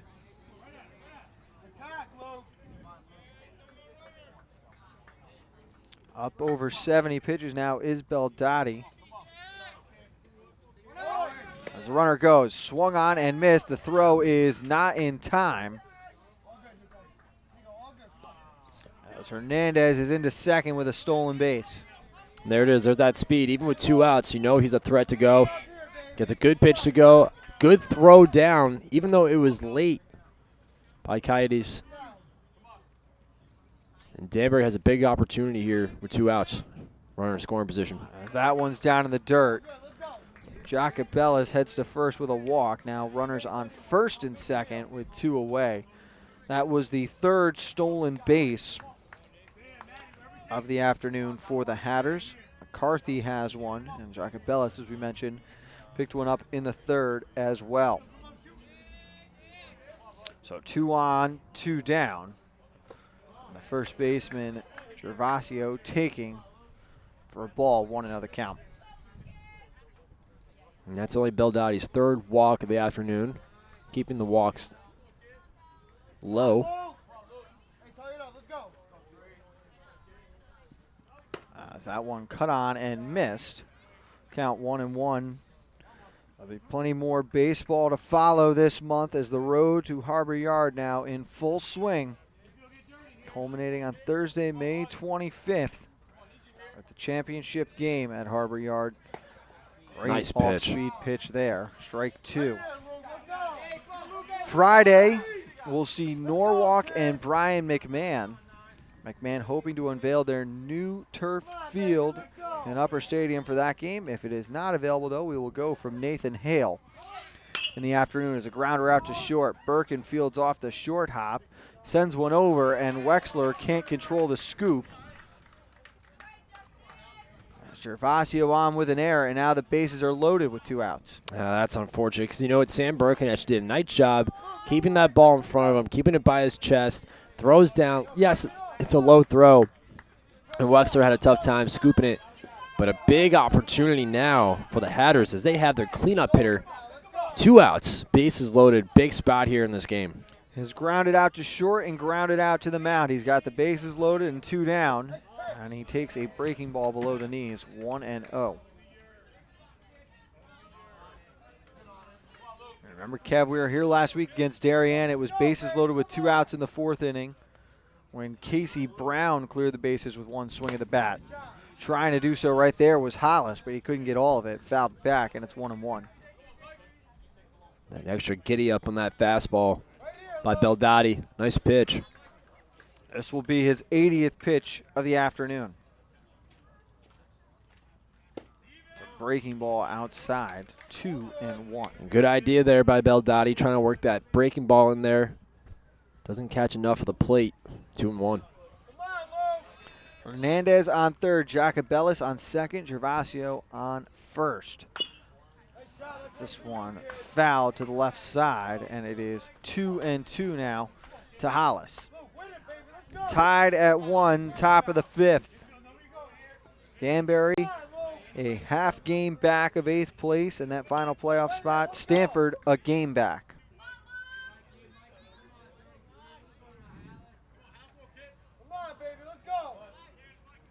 As the runners take their lead, the 2-2 on the way just stayed up a little too high. And the count now full. The runners will be on the move. Good idea by Kaides there. Trying to work that ball back to the plate. Big pitch coming up here.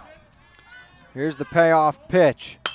Grounded up the middle. Fielding there is Birkin. He will fire over to first, and the inning is over. No runs on 1 hit and 1 error with 3 men left on base through 4.5. We're still tied at 1.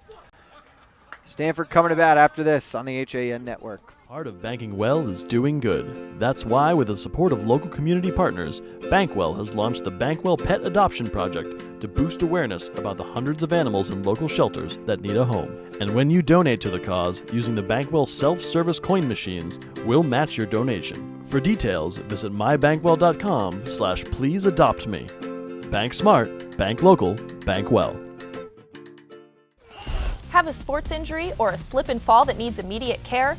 Coastal Ortho Express Urgent Care gives you direct access to an orthopedic specialist fast, without an appointment. Biking, golf, tennis, soccer, whatever the sports injury is, sprain or fracture, Coastal Ortho Express can help. Coastal Ortho Express Urgent Care open Monday through Saturday, now at 3 locations: 131 Kings Highway North in Westport, the iPark building at 761 Main Avenue, Norwalk, and 36 Old Kings Highway South in Darien. Or go to coastalorthoexpress.com, like them on Facebook. Back on the HAN Network, bottom of the 5th. Getting set to start. It will be the left fielder, Nick Romanello, to lead off for the Black Knights. We are tied at 1. Frank Renito, Kevin Coleman. Happy to be here for you on a perfect afternoon for baseball at the start of May. And we are far from done this week. Of course, tomorrow we will head to St. Gap. He's heading for second, sliding in. No, he's upstanding with a leadoff double. How about the number 9 hitter? Get that big round out first base. Get in a second with a big leadoff double here. Softball on Wednesday at Darien, and then baseball, as we mentioned, on Friday. We're back here again next Monday, Kev. This is becoming routine. We'll have softball. Showing bunt that time was Colazzo. Did not make contact. And now he is going to talk it over with the manager, Rit Lacomas. And we'll see if the sacrifice is still on.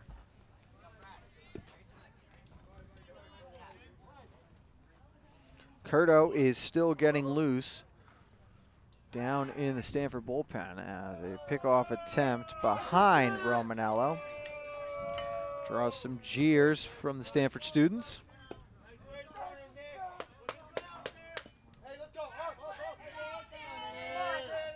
Here it comes. As they try again, Meeks heading back towards second.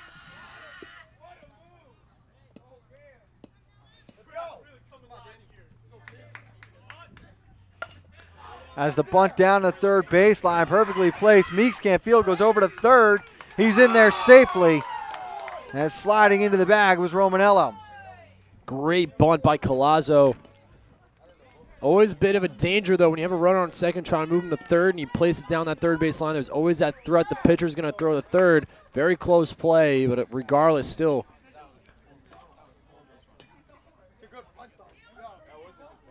As the infield will come over, talk with Meeks about how they want to handle the runners on first and third situation with nobody out. And Frank, at this level, we've seen it before. Some teams like to get creative on the base path where you send that runner from first to second, and if that catcher bites, that runner from third's taken off from third, and he's scoring. So sometimes we see that as we see the infield's in right now.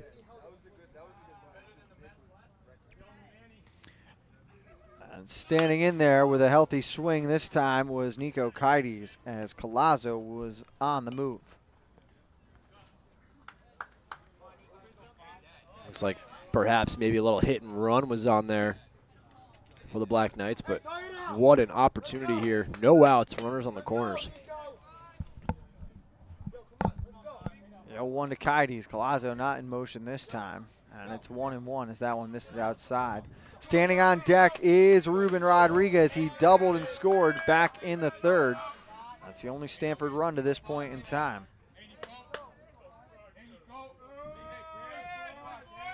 As Collazo going. This one cut down third baseline and foul, though.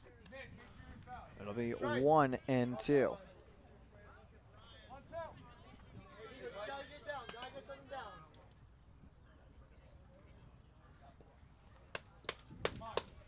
As Collazo makes his way back to first.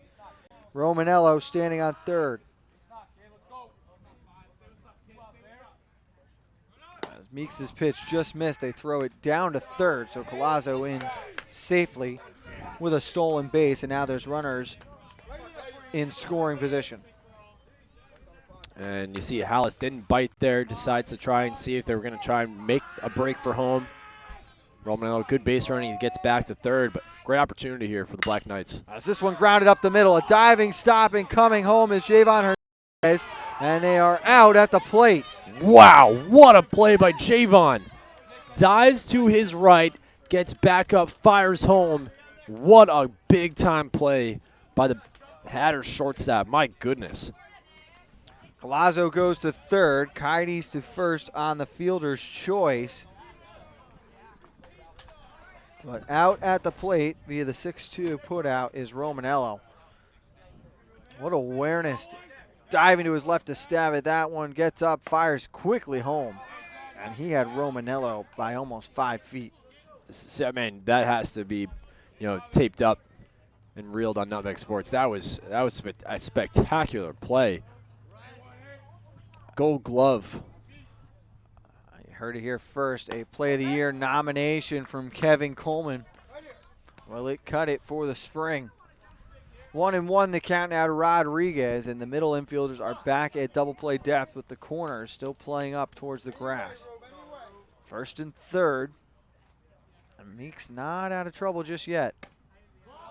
That one just misses 2-1. And standing eagerly on deck, awaiting an opportunity to break this one open, is the designated hitter, Brad Papp.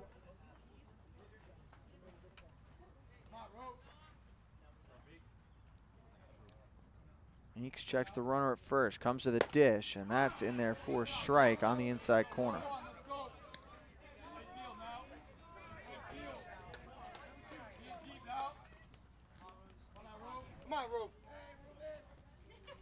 So 2-2 now to the right fielder.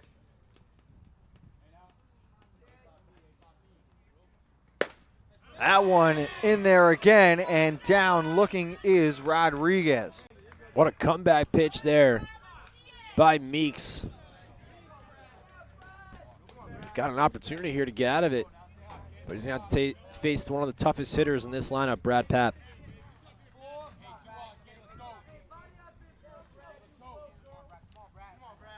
No one else they'd want at the dish is Papp taking one at the chest, and that is in there for a strike. And Kev, it's worth mentioning because he had runners on second and third with nobody out, and Stamford in jeopardy of leaving this inning scoreless. Papp says otherwise, though, as he pokes one out towards right center field. It's down in the gap. One run will score, heading to third, and in there safely is Kites. It's an RBI single for the senior. And Stamford takes a 2-1 lead. Big time hit by the senior, Brad Papp. Pokes that one in the right field. You see him extend that bat. Use his, just means he has strong wrists. Use the extent of the bat there. Pokes out to right field. That ball was moving out towards the outside part of the plate. Great hitting there by Papp. And a big time RBI just gives Stamford a nice lead. Now it's Matt Wierz, who already has an RBI today. Wierz singled in the third, drove in a run. He grounded to second back in the first. And the count quickly 2-0 as that one's down low. So 2-1. Stamford takes their first lead here in the bottom half of the fifth. As Noah Meeks trying to get out of this inning. That's in there for a strike, and the count now 2-1. Nice pitch there.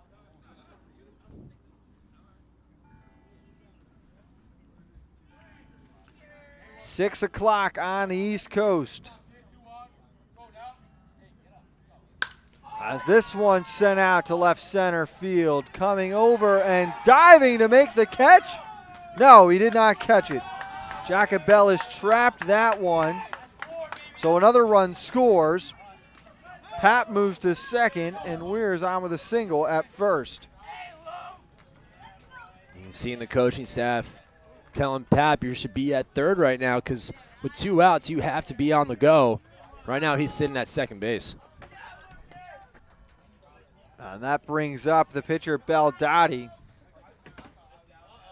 With a 2-run advantage now, and runners on first and second.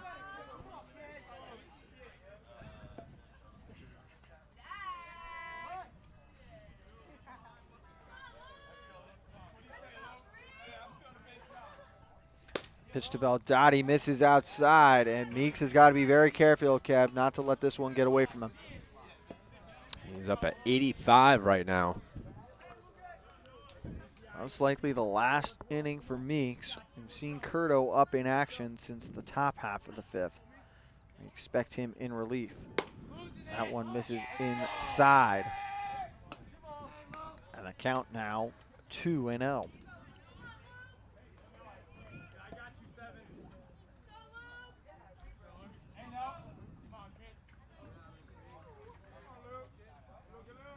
There's the 2-0 from Meeks in there for a strike. And they fired all the way down to second, keeping an eye on Pap. Gotta be careful not to get caught sleeping down there. Hal is one of the stronger arms in the state.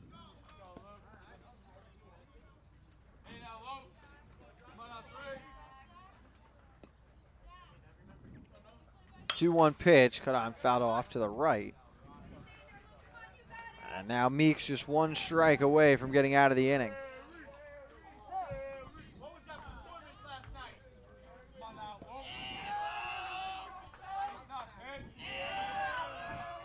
Brian Yim and Antonio Matire head to the Hatters bullpen as the 2-2 up high over the head of Beldotti. And the count now full. Runners will be on the move here with 2 outs. You see Hallis signaling to Meeks to take a deep breath here. Big pitch. Stanford bench, along with the students behind, coming to life. 3-2, Beldotti held up. And now the bases are loaded. And Coach Ratchford is going to go out and talk this one over with his starting pitcher.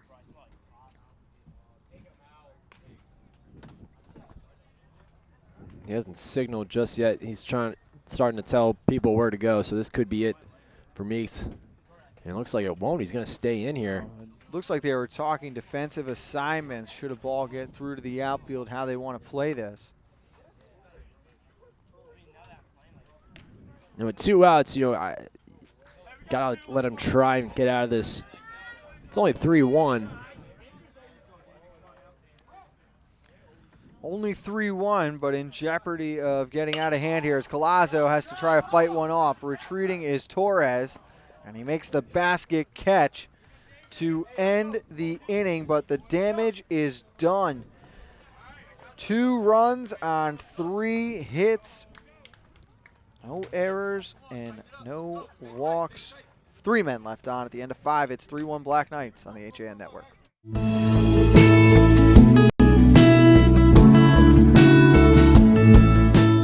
At the Milford Bank, we offer an extensive selection of lending products and services to meet virtually any need. Submit your application online in our mortgage web center. Start to finish, you can apply for a loan in as little as 10 minutes. Our knowledgeable and helpful staff are available to meet with you at your convenience. To learn more about what we can do for you, stop by one of our Milford Bank offices or visit us at milfordbank.com. The Milford Bank, always there. Member FDIC, Equal Housing Lender.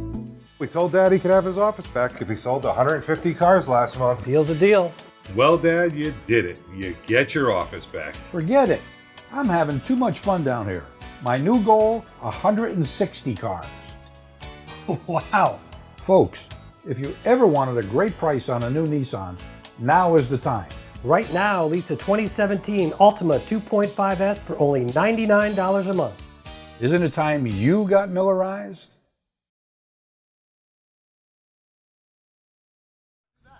Back at Stamford High, the Black Knights with a 2-run advantage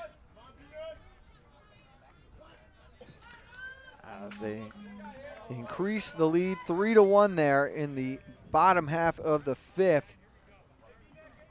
We said you got to 2 outs. Pap was coming up, and they were at risk of leaving runners in scoring position again, but great hitting from some of the seniors in this lineup. And now they are in the driver's seat as quickly fouling one in front of the dugout on the left side is McCarthy. Right now in the out-of-town scoreboard, the Wilton Warriors have a 1-0 lead on the Tigers in the top of the 6th. Price still on the mound for the Tigers. Wilton only 1 loss in conference this season, and it is to these Danbury Hatters as positioning himself under one in center field is Collazo, and there's 1 away with McCarthy retired. And it went final 8-6. West Hill over Staples. That's a big win for the Vikings. West Hill moves to 8-1. They are tied with Ridgefield for first place, pending the results of that Ridgefield-Wilton game, as Weirs will field off 2 hops, fires to first, and finally able to figure it out as he retires the second batter of the inning. There we go. I can finally write 5-3. That was well done. He took it off that short hop, fired to first, no hesitation.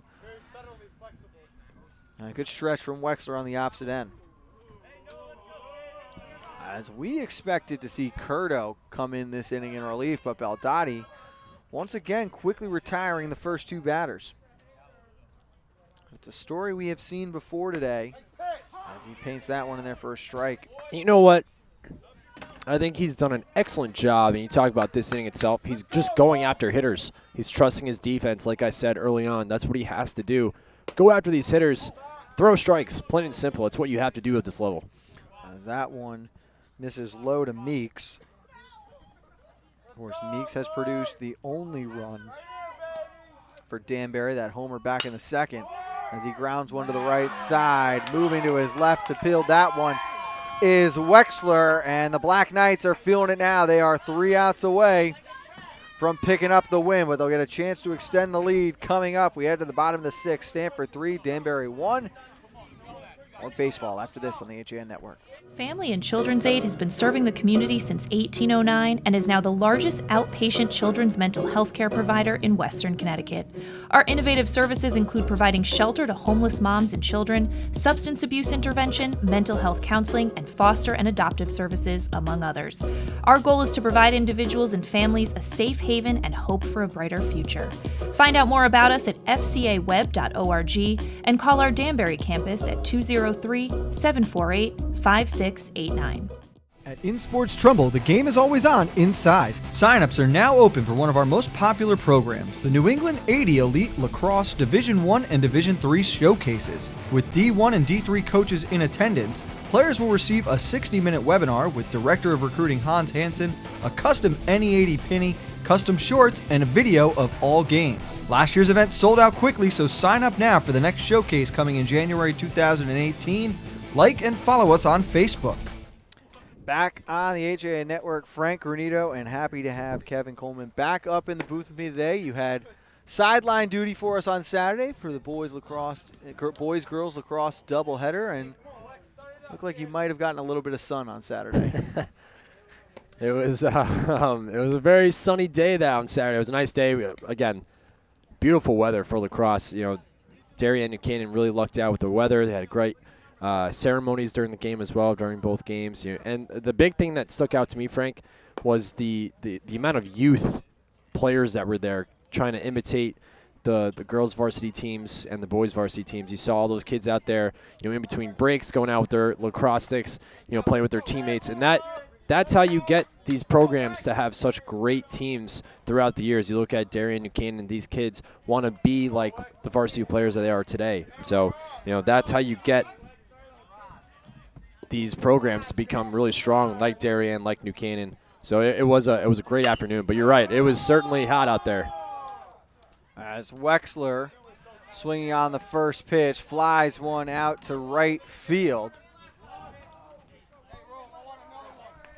And there's one away here in the bottom half of the sixth. You talk about youth programs. Well, the Stamford Youth Baseball Organization is one of the most talented in all of Fairfield County.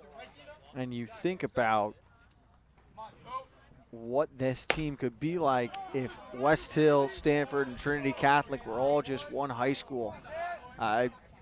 Is there really, you know, would feel like an entire season in a way, just because there's so many great players, so many guys who want to grind it out. But you're right. If all three combine one team, boy, that's scary. As this one is lined out to right center field, will it drop? No, on the run and making the catch was Kenny Martinez. How about that play? What a great catch there by Kenny Martinez. Going to his left on the run, catches it, and extends down at the end. Really nice catch. We've seen some web gems today, Frank. As he denies Romanello an extra base hit.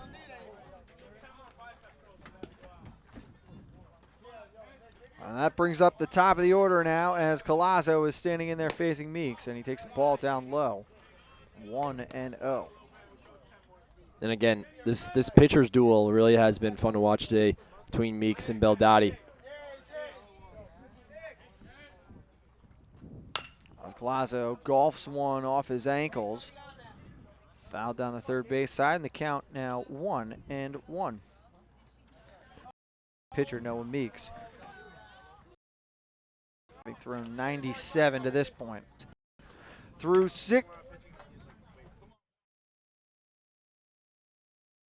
You don't have to go far for authentic Neapolitan cuisine and renowned wood-fire pizza.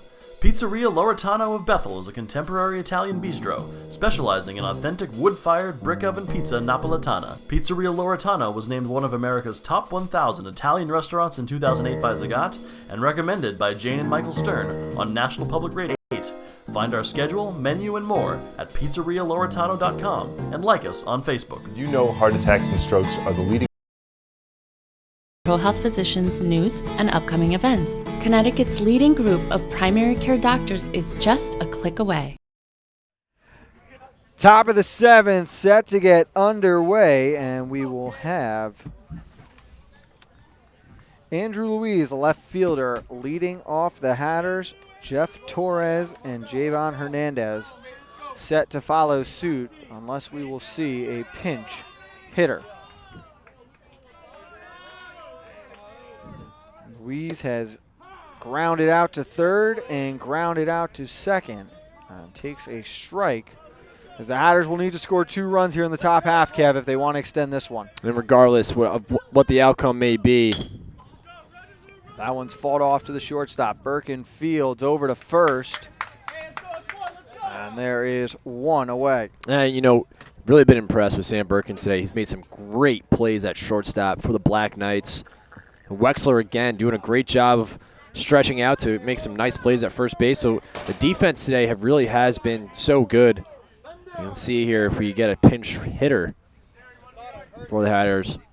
But regardless, like I was about to say, Frank, regardless of what the outcome may be today, this has been a much better start for Beldotti than what we saw last Monday. As it's going to be Luke Schleiger, the sophomore, coming up to pinch hit for Jeff Torres.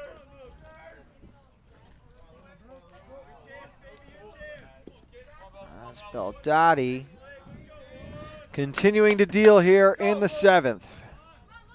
And there's a strike. Count 0-1 to the sophomore. Saw Schleiger took some warm-ups before he came out last half inning. That one's in there for a strike on the outside corner, and it's quickly 0-2. Just like that, coming off cold off the bench, he's got to protect here with 2 strikes. As the 0-2 from Beldotti got him swinging, and there are 2 down. Big time strikeout by Beldotti. Now he's got to face Javon Hernandez, who was a threat on the base paths for the Hatters. Hernandez reached via the error, struck out in the third, and then singled in the sixth. He has a stolen base as well. As this one is flied out to center field, Collazo camps under it, makes the catch, and the ball game is over. It is a complete game win for Beldotti, and Stamford moves into a tie for ninth in the conference. They are just a half game back from that eighth and final playoff spot. Let's take a quick break. When we get back, we will have our final analysis as Stamford a 3-1 winner over Danbury. Want a new experience in car buying? No aggravation, no confrontation, just answers to all your questions. Scap Chrysler Dodge Jeep Ram. Car buying the way you want it to be. With one of the largest selections at Connecticut's Wrangler headquarters. Located in Fairfield, Connecticut. We're easy to get to. Just 2.5 miles off the Merritt Parkway, exit 44 via Route 58 South. Save thousands right now during the spring clearance event, now through April 30th.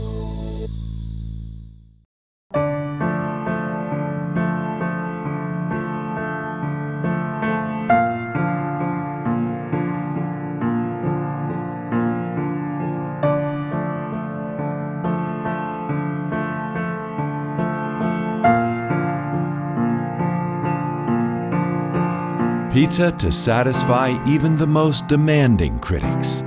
Tuesday Pazza Pizza. Spring has sprung at Walter Stewart's Market, and we're celebrating the new season with fresh takes on spring. From the finest produce around to guaranteed fresh seafood delivered daily by the best local supplier. Not only are we your time-saving one-stop shop for everything you need this season, our personable team is always ready with a helping hand. Shop Stewart's for the best of spring. Find us at 229 Elm Street, New Canaan, or shop online at stewartsmarket.com. At Budget Blinds, we're in business to frame the light, the day, and the night. So we give you an exclusive combination of high style, expert service, our no surprises pricing, and our no questions asked warranty. We believe that everyone, at every budget, deserves style and service. Isn't that a beautiful place to be?